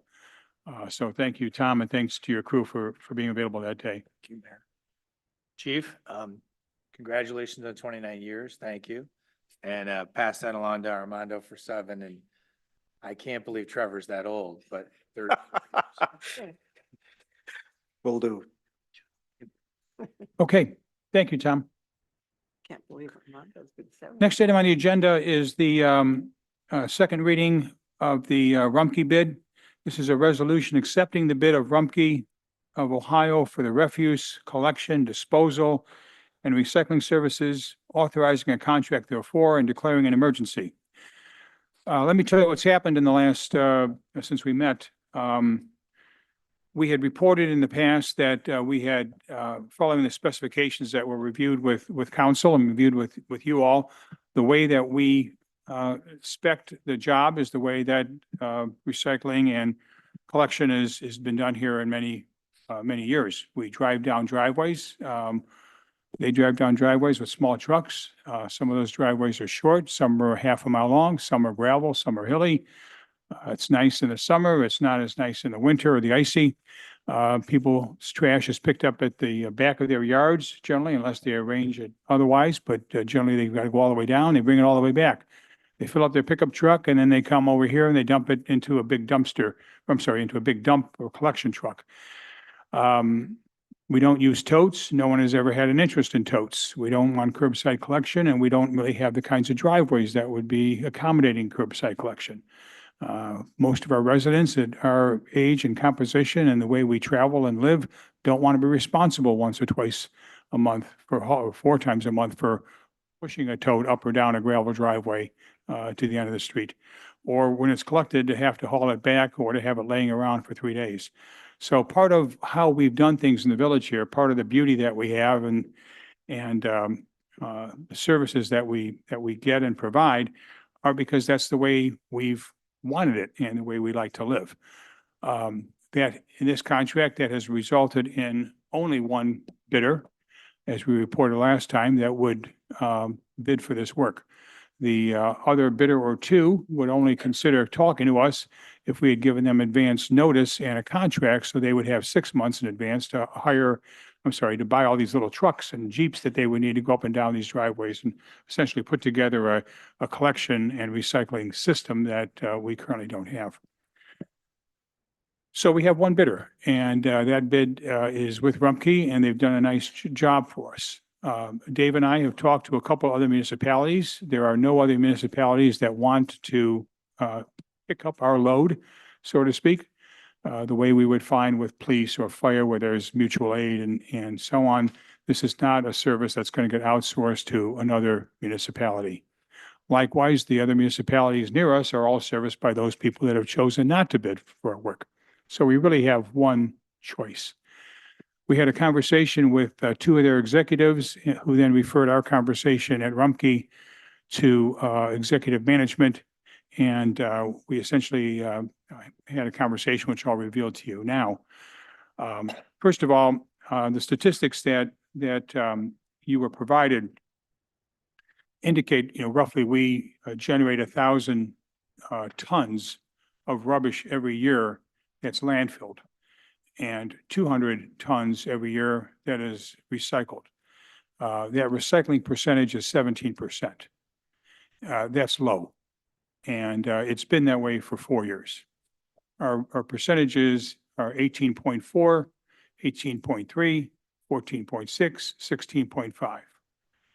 The neighboring communities, Hunting Valley is 17.0, so they are right with us. Mayfield Heights, 37%.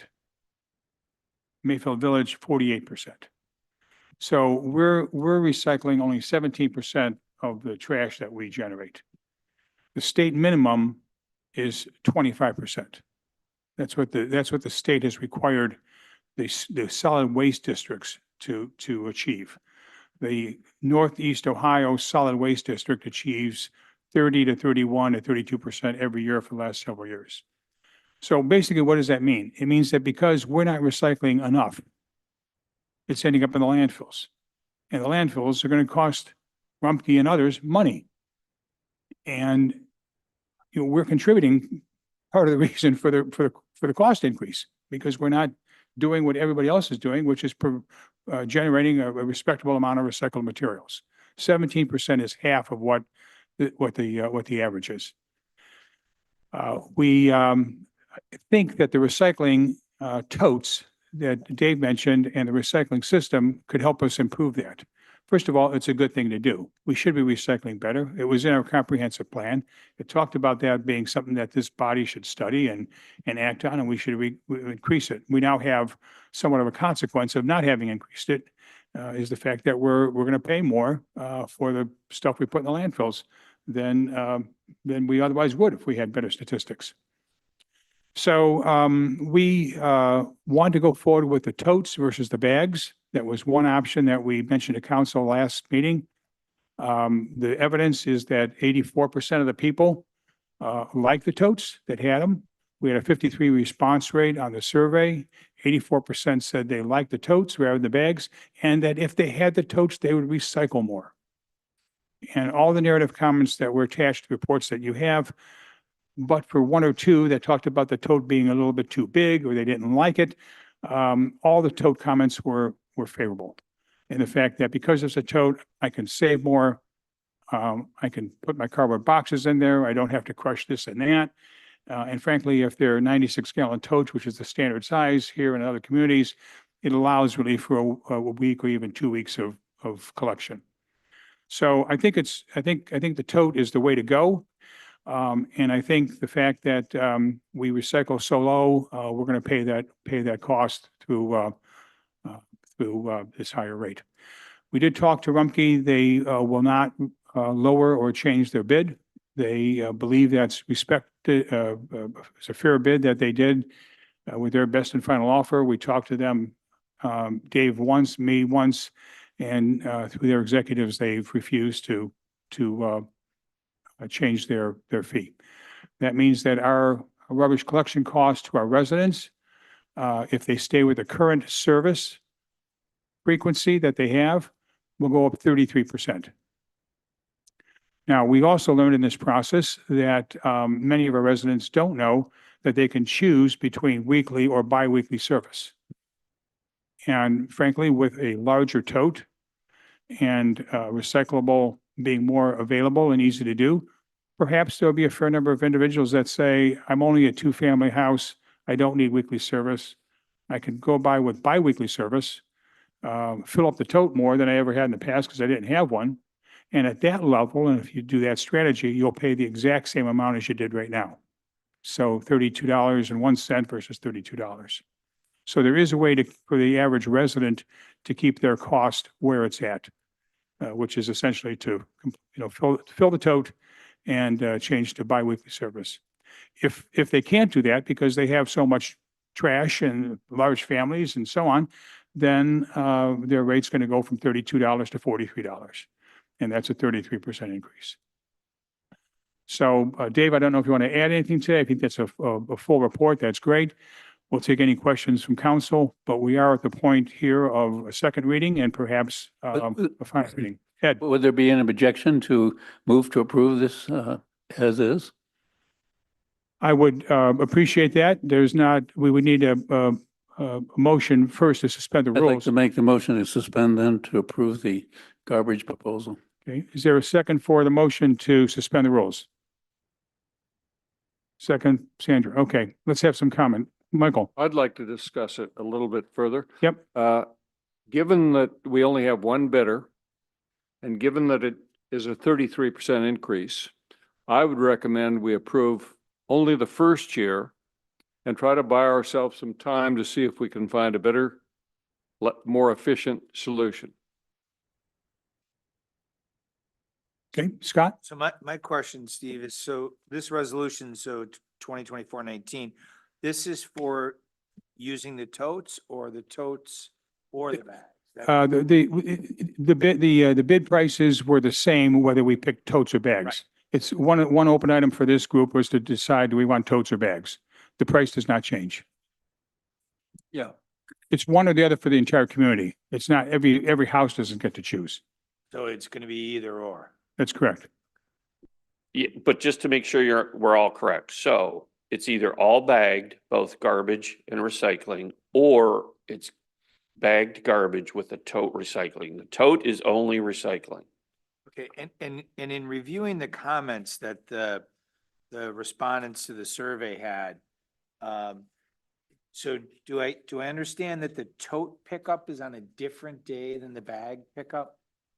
It seemed like some of the people said there were different days. We did a pilot, so maybe Dave can explain how the pilot worked. I'm not sure it was as smooth as we would expect normal service to be. Yeah, I Dave? think in some cases, again, because it was limited to 15, it wasn't village-wide, so I think it was on a different day, and in some cases, some people did get a different, some didn't. So that's something we've got to kind of, But so with the contract, it would be, should be the same it would day. be the same. So Correct. if garbage day at the Broom household, Yep. Friday morning, it's going to be both the tote and the. Put out your garbage in the bags and roll out your tote, correct? Okay.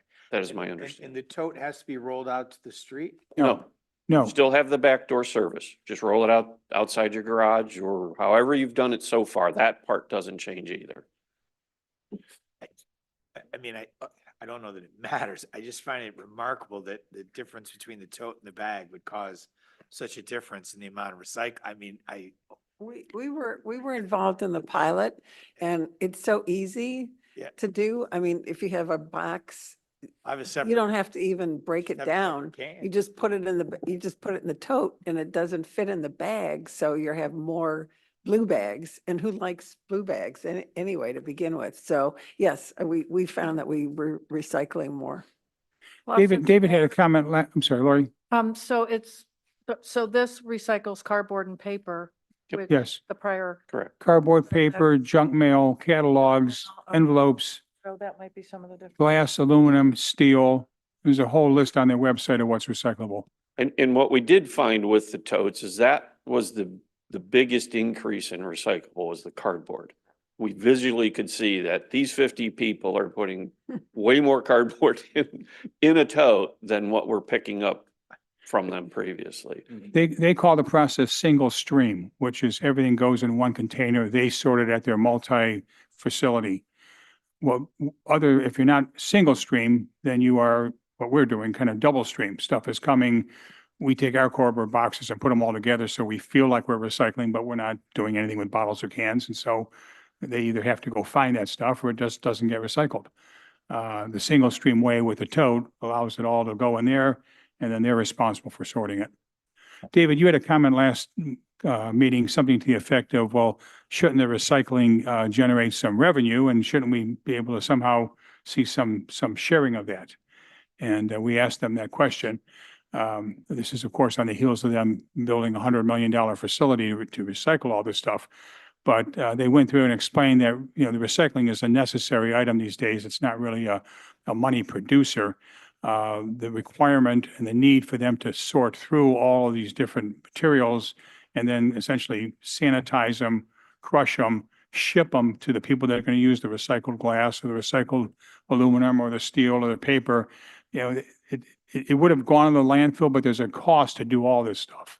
And so there really isn't a cost savings. It's a necessary thing to do to comply with the regulations. I'd have thought they would have steered us towards the one that's most profitable for them. They didn't do that. Do they make more money doing tote or bags? I don't know. At this point, it's not, Fair enough. price wise, it doesn't matter. Order. So Sure. So Thank you. quick question. So, I mean, sample size is 25 homes out of 12 or 50. 13. 50. 50. We did 15. 50 cent, 25 responded. Okay, 25 response. So let's say we're 9 months or a year down the road and the feedback is the opposite of this. Can that contract, can we go back and change that, or are we locked into totes for 5 years? Well, so the contract is 3 years. Or 3 years, I'm So sorry. it would be Yep, for sorry. 3. I don't know the answer to that question. I mean, certainly that's what we're doing now. So if we're doing that now and then under the new contract going to a tote, I would think negotiation wise, we could back, potentially okay. go back. But I would certainly want to verify that with them. I think Michael, I like your comment. I don't know that we have much leverage, unfortunately, to do anything with it. They know the competition, they know the field. We have nothing to hang our hats on to say somebody else is out there desirous of this business. The best thing we would be able to do, I think, is to demonstrate that we have an active recycling program, that we're making everything easier and 2 years from now, go back and say, instead of 17%, we're recycling 35%, and there's got to be a cost savings there that we share. But at this point, I don't hold out much hope for asking for 1 year without any leverage. Okay, we've had a motion and a second on the emergency ordinance timing. Beth, roll call, please. Eton, Yes. Broom, Yes. Deacon, Yes. Press. Yes. Steinbring. Yes. Turner, yes. Welsh. Yes. If you're I'd like- inclined, I'd appreciate a motion I'd to like to make a approve the motion to contract. approve the refuse to contract. Is there a second? Thank you, Lori. Did we clarify that it's totes? Yeah. Totes? Yeah. It's totes. Ed, I'm sorry. totes? The option of totes? If everybody's agreeable with totes, we'll request totes. Yep, thank you. Second. Okay, any final, thank you, Lori, for the second. Any other comments on the Rumpke contract? Clerk, roll call, please. Eton, Yes. Broom, Yes. Deacon, Yes. Russ, Yes. Steinbrink. Yes. Turner, Yes. Welch. Yes. One other comment that came through on the Rumpke comments was, if we're going to do this through totes going forward, we need a better explanation to our residents and so on. So Dave, I think between you and I and others in town hall, we need to put together a little bit of a communication plan. Here's what we're doing and why. Here's how it'll be rolled out. Here's the cost to do it. Here's some suggestions. If you want to maintain your costs, you can do what I just suggested. The totes will be picked up. We need to make sure that people, when they get these things in January, are kind of ready to go and they're not wondering what's happened here. So thank you for your support.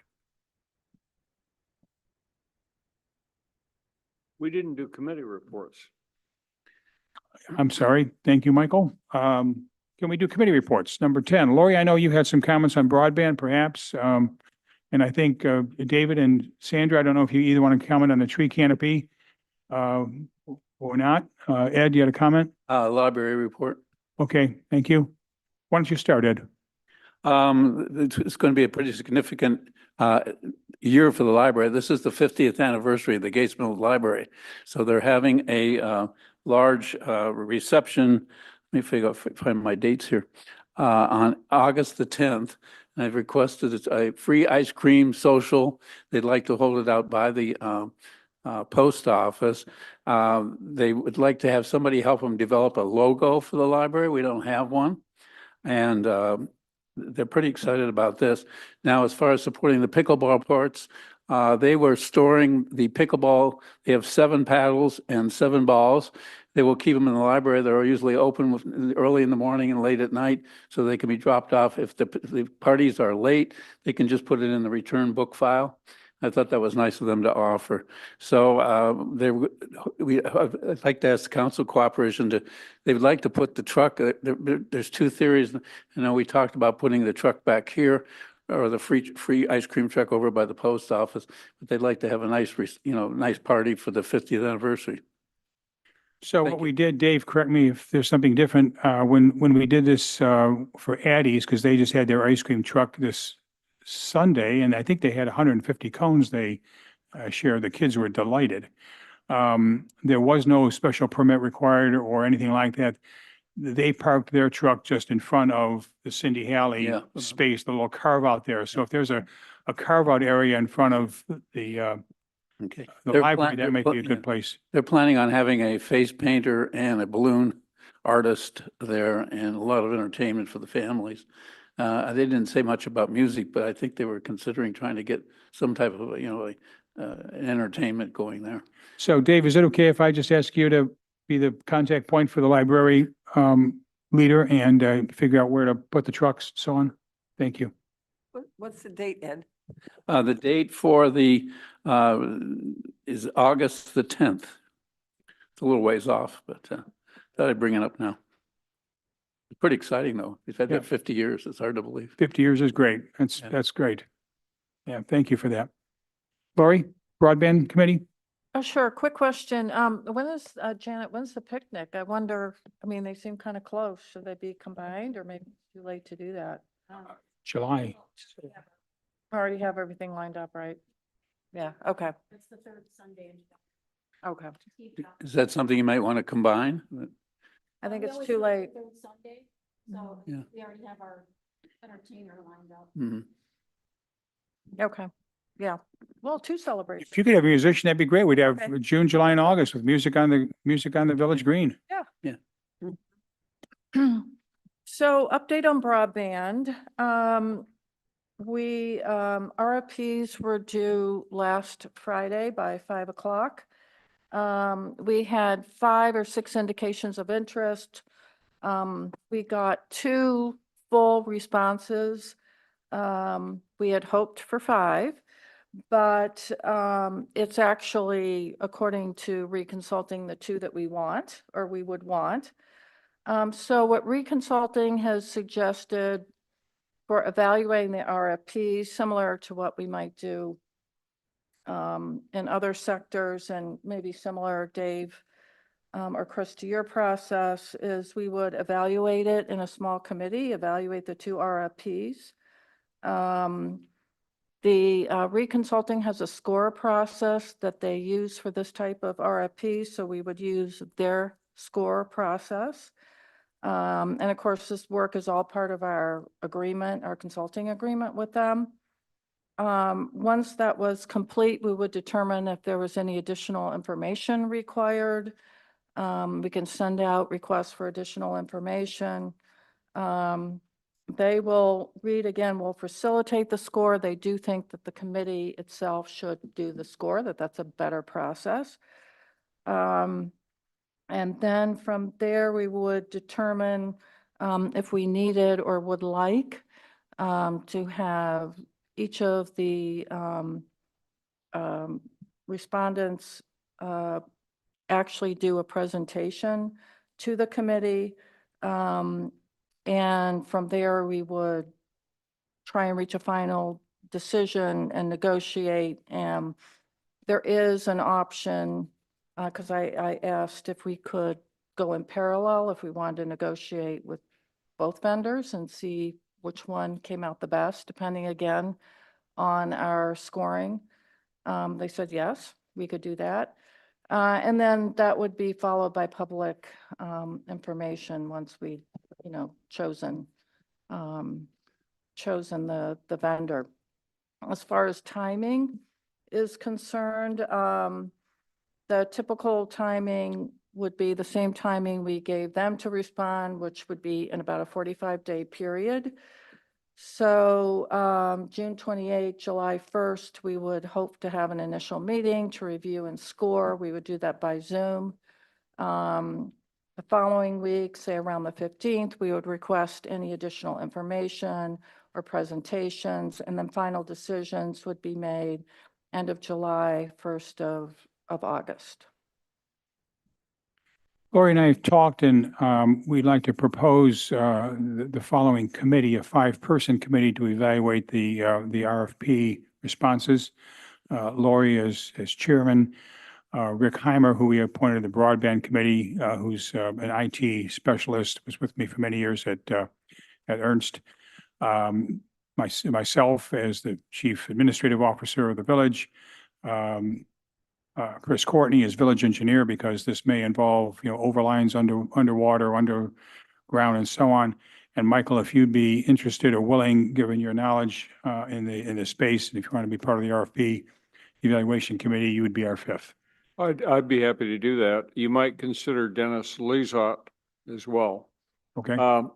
Lori, question, if there are only 2 people who completed the full questionnaire, is there an argument for just avoiding the scoring and just going to the proposals? Reconsulting didn't think so. There's some differences in pricing, other factors. So also there's just the notion of keeping both bids competitive by having, both in the running. No, I agree with you. Both, it seems to me, you want to have at least 2 so you can play one off against the other and have some competitive tension. My point was, since you've only got 2 who filled out the full RFP, why bother with the scoring? Let's just go right to the next step.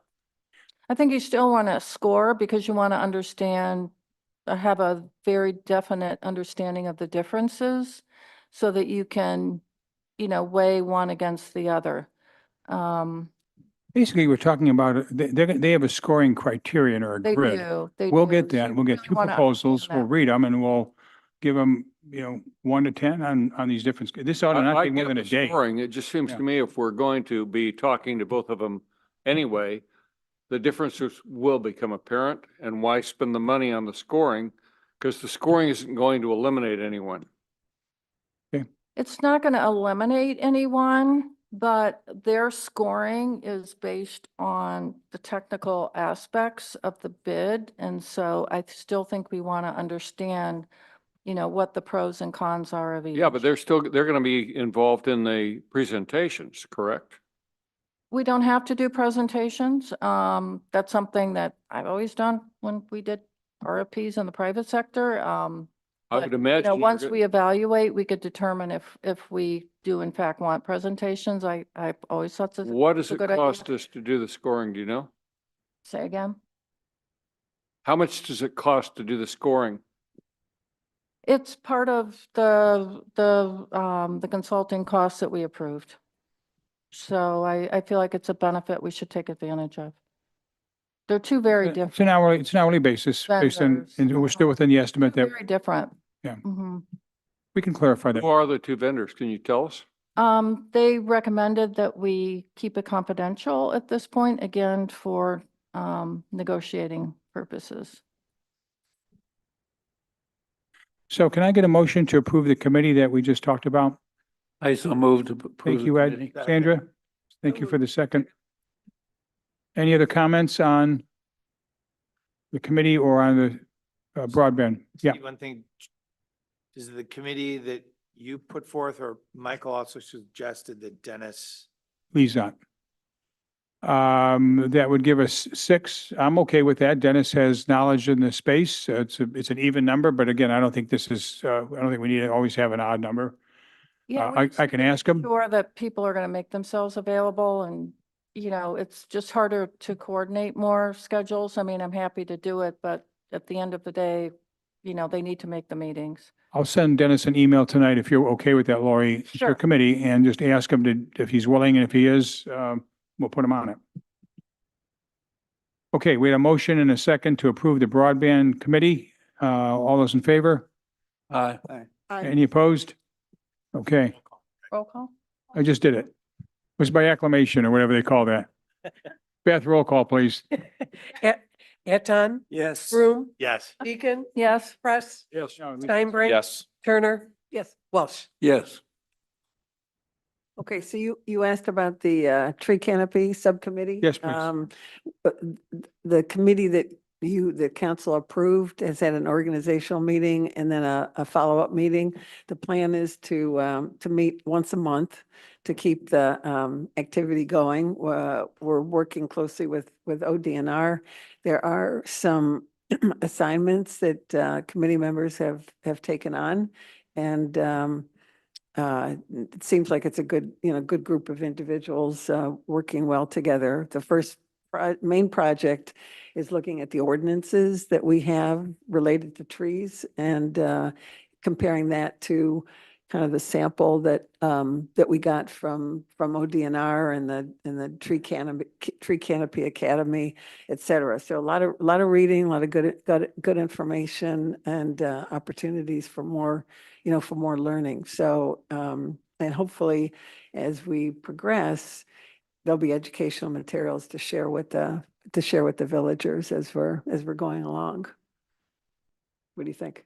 That's fine. Okay, sounds good. Thank you. Any other committee reports? Okay, thank you.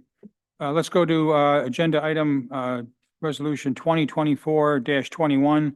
This is a resolution submitting the question of the renewal of an existing 3.5 mil tax levy for the purpose of current expenses pursuant to Ohio Revised Code Section 507.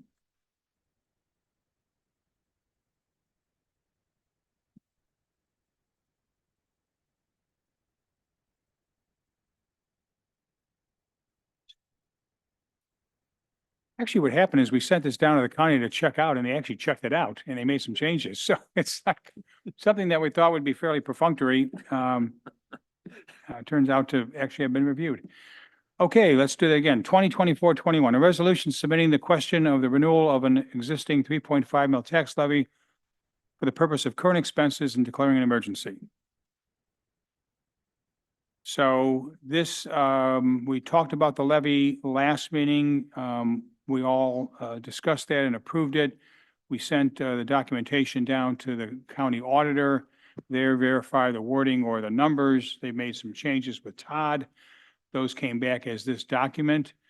I'm not aware of anything in here that's significant. If you're comfortable, it would be appreciated to suspend the rules and declare an emergency so that we could then approve this and get it going. I move that we suspend the rules. Thank I'll you, Scott. second. Thank you, Ed. Thank you, Ed. Roll call on the suspension, please. Eton, Yes. Broom, Yes. Deacon, Yes. Press. Yes. Steinbrink. Yes. Turner, Welsh. Yes.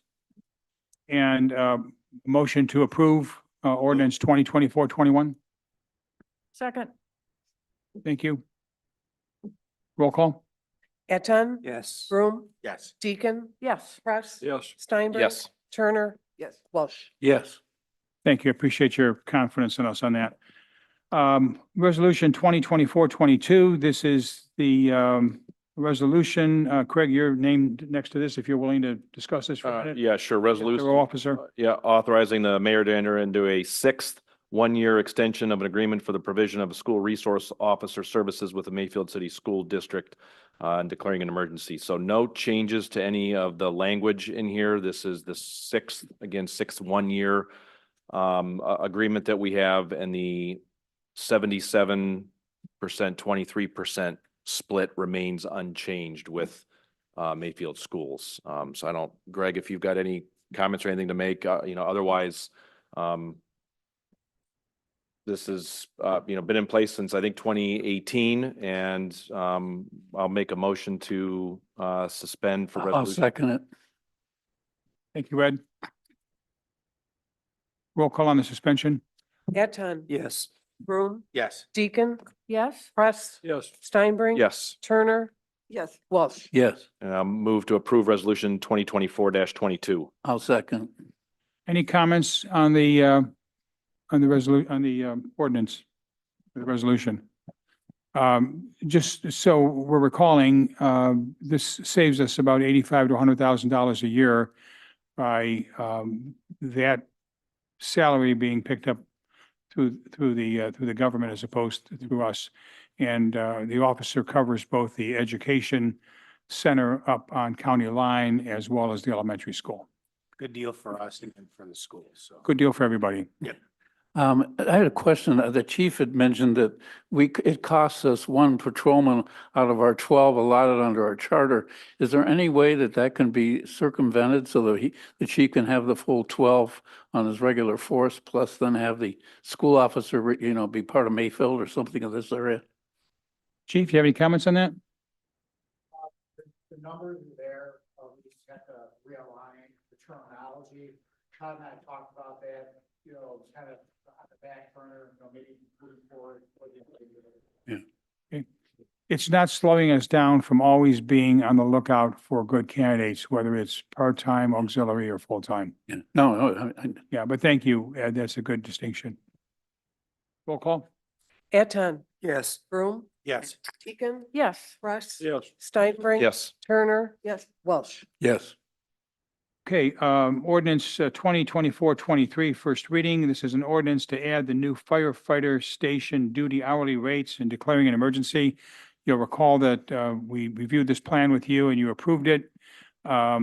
We needed to both appropriate the funds for that, which will be an appropriation shortly, and also to state the rates, since the rates were never stated. I think I told you they were about $25 an hour. You can see them all down there based on the four different levels of service that we may get. These rates were developed in conversation with our chief and the fire captain, and the assistant police chief several months ago. These are all rates that they suggest are appropriate and competitive. I'll move to accept, or would I just suspend? Second. Thank you, Michael. Second, thank you. The chief Ed. got toned out. I saw it going out, so. Okay. he's- And Dave left too. Perhaps they have something. Clerk, please. Eton, Yes. Broom, Yes. Deacon, Yes. Press. Yes. Steinbrink. yes, Turner. Yes. Welsh. Yes. Need a motion to approve I'd like to make a ordinance motion to approve the- 2024-23. Thank you, Ed. The Second. effective Lori. ordinance. Eton, Yes. Broom, Yes. Deacon, Yes. Press. Yes. Steinbrink. yes, Turner. Yes. Welsh. Yes. Okay, thank you. The next ordinance is 24-24. This is an ordinance to amend the annual appropriation ordinance, which is 2349. to increase certain appropriations and other expenditures of the Village of Gates Mills for the fiscal year ending December 31, 2024. As you recall, the practice we've had for a year or two now is to ask you for the money that was budgeted, and if we need more as things change as the year goes on, we'll come back to council for that additional approval. There are three things in here that require a little extra money. The Park and Recreation Fund, we are asking for approval of $5,000. That roughly represents the cost of the staging and the tent that'll be erected in the next 3 days on the Village Green for the encore presentation. Those contracts have been essentially signed, and those prices were competitive. We also had Dave on the phone with a few other vendors. Number two, the local fiscal recovery fund, we need to increase that by $40,000. This would be after the payment of the Mayfield Road culvert replacement, the last pieces of unallocated money. You'll recall that we were keeping this extra money so that if the Mayfield Road culvert had unforeseen issues, we'd have money to pay for it. That contract delivered on time and on budget. Chris? 7,000 under. So this 40,000 is essentially called the last dollars available. We have talked before about using this amount of money to replace and redo the women's bathroom on the side of the service garage by the racquetball courts. And I've talked to Dave about the price needs to be that price. We're not looking for a $60,000 bathroom, and we certainly don't want a $10,000 bathroom. So we've essentially scoped the work and the price to align. So if that's the case, we would then have this money appropriated to be able to sign the contract and have them work on the women's bathroom and finish it this year. Okay, and the third item is the, now that we know the fire department hourly rates, we were able to figure out the amount that we need appropriated, which is $25,000 for the salaries and $1,000 for the benefits. Okay, Janet, anything else on this? Straightforward? Okay, do we need a suspension of the rules? Okay, so thank you, Sandra. Second. Thank you, Craig. So we've had a first and a second on suspending the rules. Clerk, roll call, please. Eton, Yes. Broom, Yes. Deacon, Yes. Press, Yes. Steinbrink. Yes. Turner, Yes. Welsh. Yes. Thank you. Can I have now a motion to approve the ordinance 2024-24? So So moved. moved. Second. Thank you, Laurie. Thank you, Craig. Beth, roll call, please. Eton, Yes. Broom, Yes. Deacon, Yes. Press, Yes. Steinbrink, Yes. Turner, Yes. Welsh. Yes. Okay, next item, 2024-25. Craig, your name is next to this, if you're comfortable talking about it. Yes, this is an ordinance adopting a moratorium on applications for and the granting of zoning approvals, building permits and certificates of occupancy for any building structure use or change of use that would enable the cultivation, processing, distribution or sale of adult use cannabis plan for regulations relating to such uses and declaring an emergency. So this is because of issue 2 that was passed last fall. Council did something similar. I was not on council at the time, but council did something similar in 2016 and put a 6-month moratorium in place, and then referred for medical use, and that was referred to planning and zoning. Planning and zoning looked at it and came up with the ordinance basically banning medical dispensaries and cultivation for medical use. And effectively, we need some time to be able to do something similar for recreational use. And so that's why this is here, and really just to give additional time needed to review sections of the Ohio Revised Code and Administrative Code and to plan for formulating a response by planning and zoning. So I will move to suspend the rules for ordinance 2024-25. Second. Thank you, Laurie. We've had a first and a second on the emergency legislation. Roll call, please, Beth. Eton, Yes. Broom, Yes. Deacon, Yes. Press, Yes. Steinbrink. Yes. Turner, Yes. Welsh. No. Now move to approve ordinance 2024-25. Second. Ed, were you a no? Yes. I'm a no. on that? Comments, as you know, there's a corporation that owns a farm here in the village, and their answer was pretty much, this is entirely premature for them. And they wanted to see, what was developing stronger before any decisions are made on this. So why we were doing it now, they didn't understand, but they're watching it. Okay, we respect your vote. Thank you.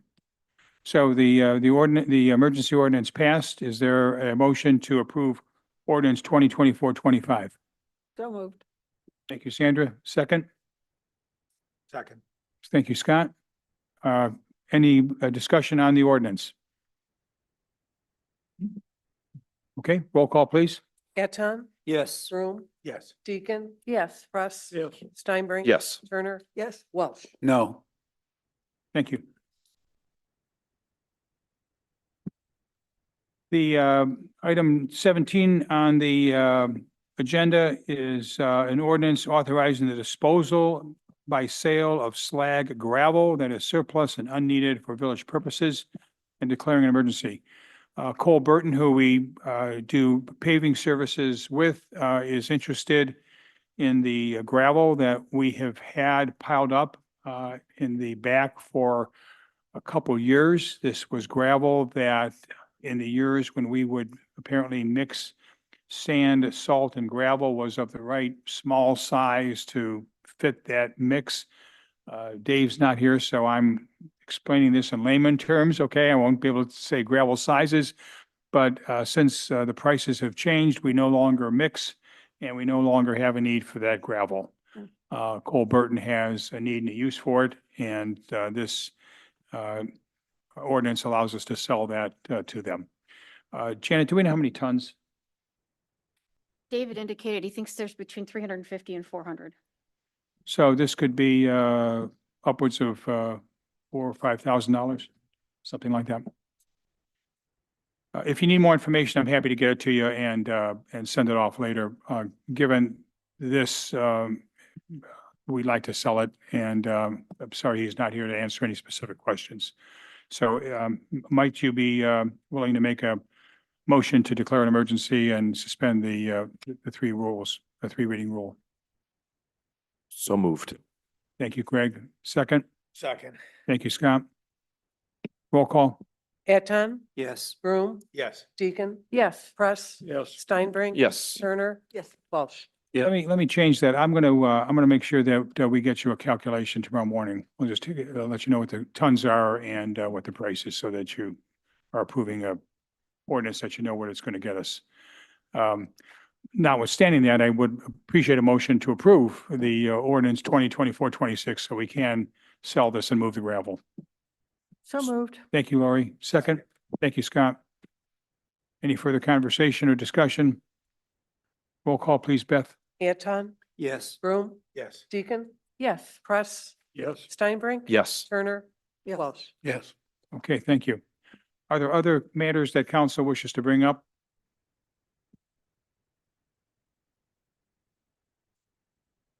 Are there issues that the audience would care to comment on?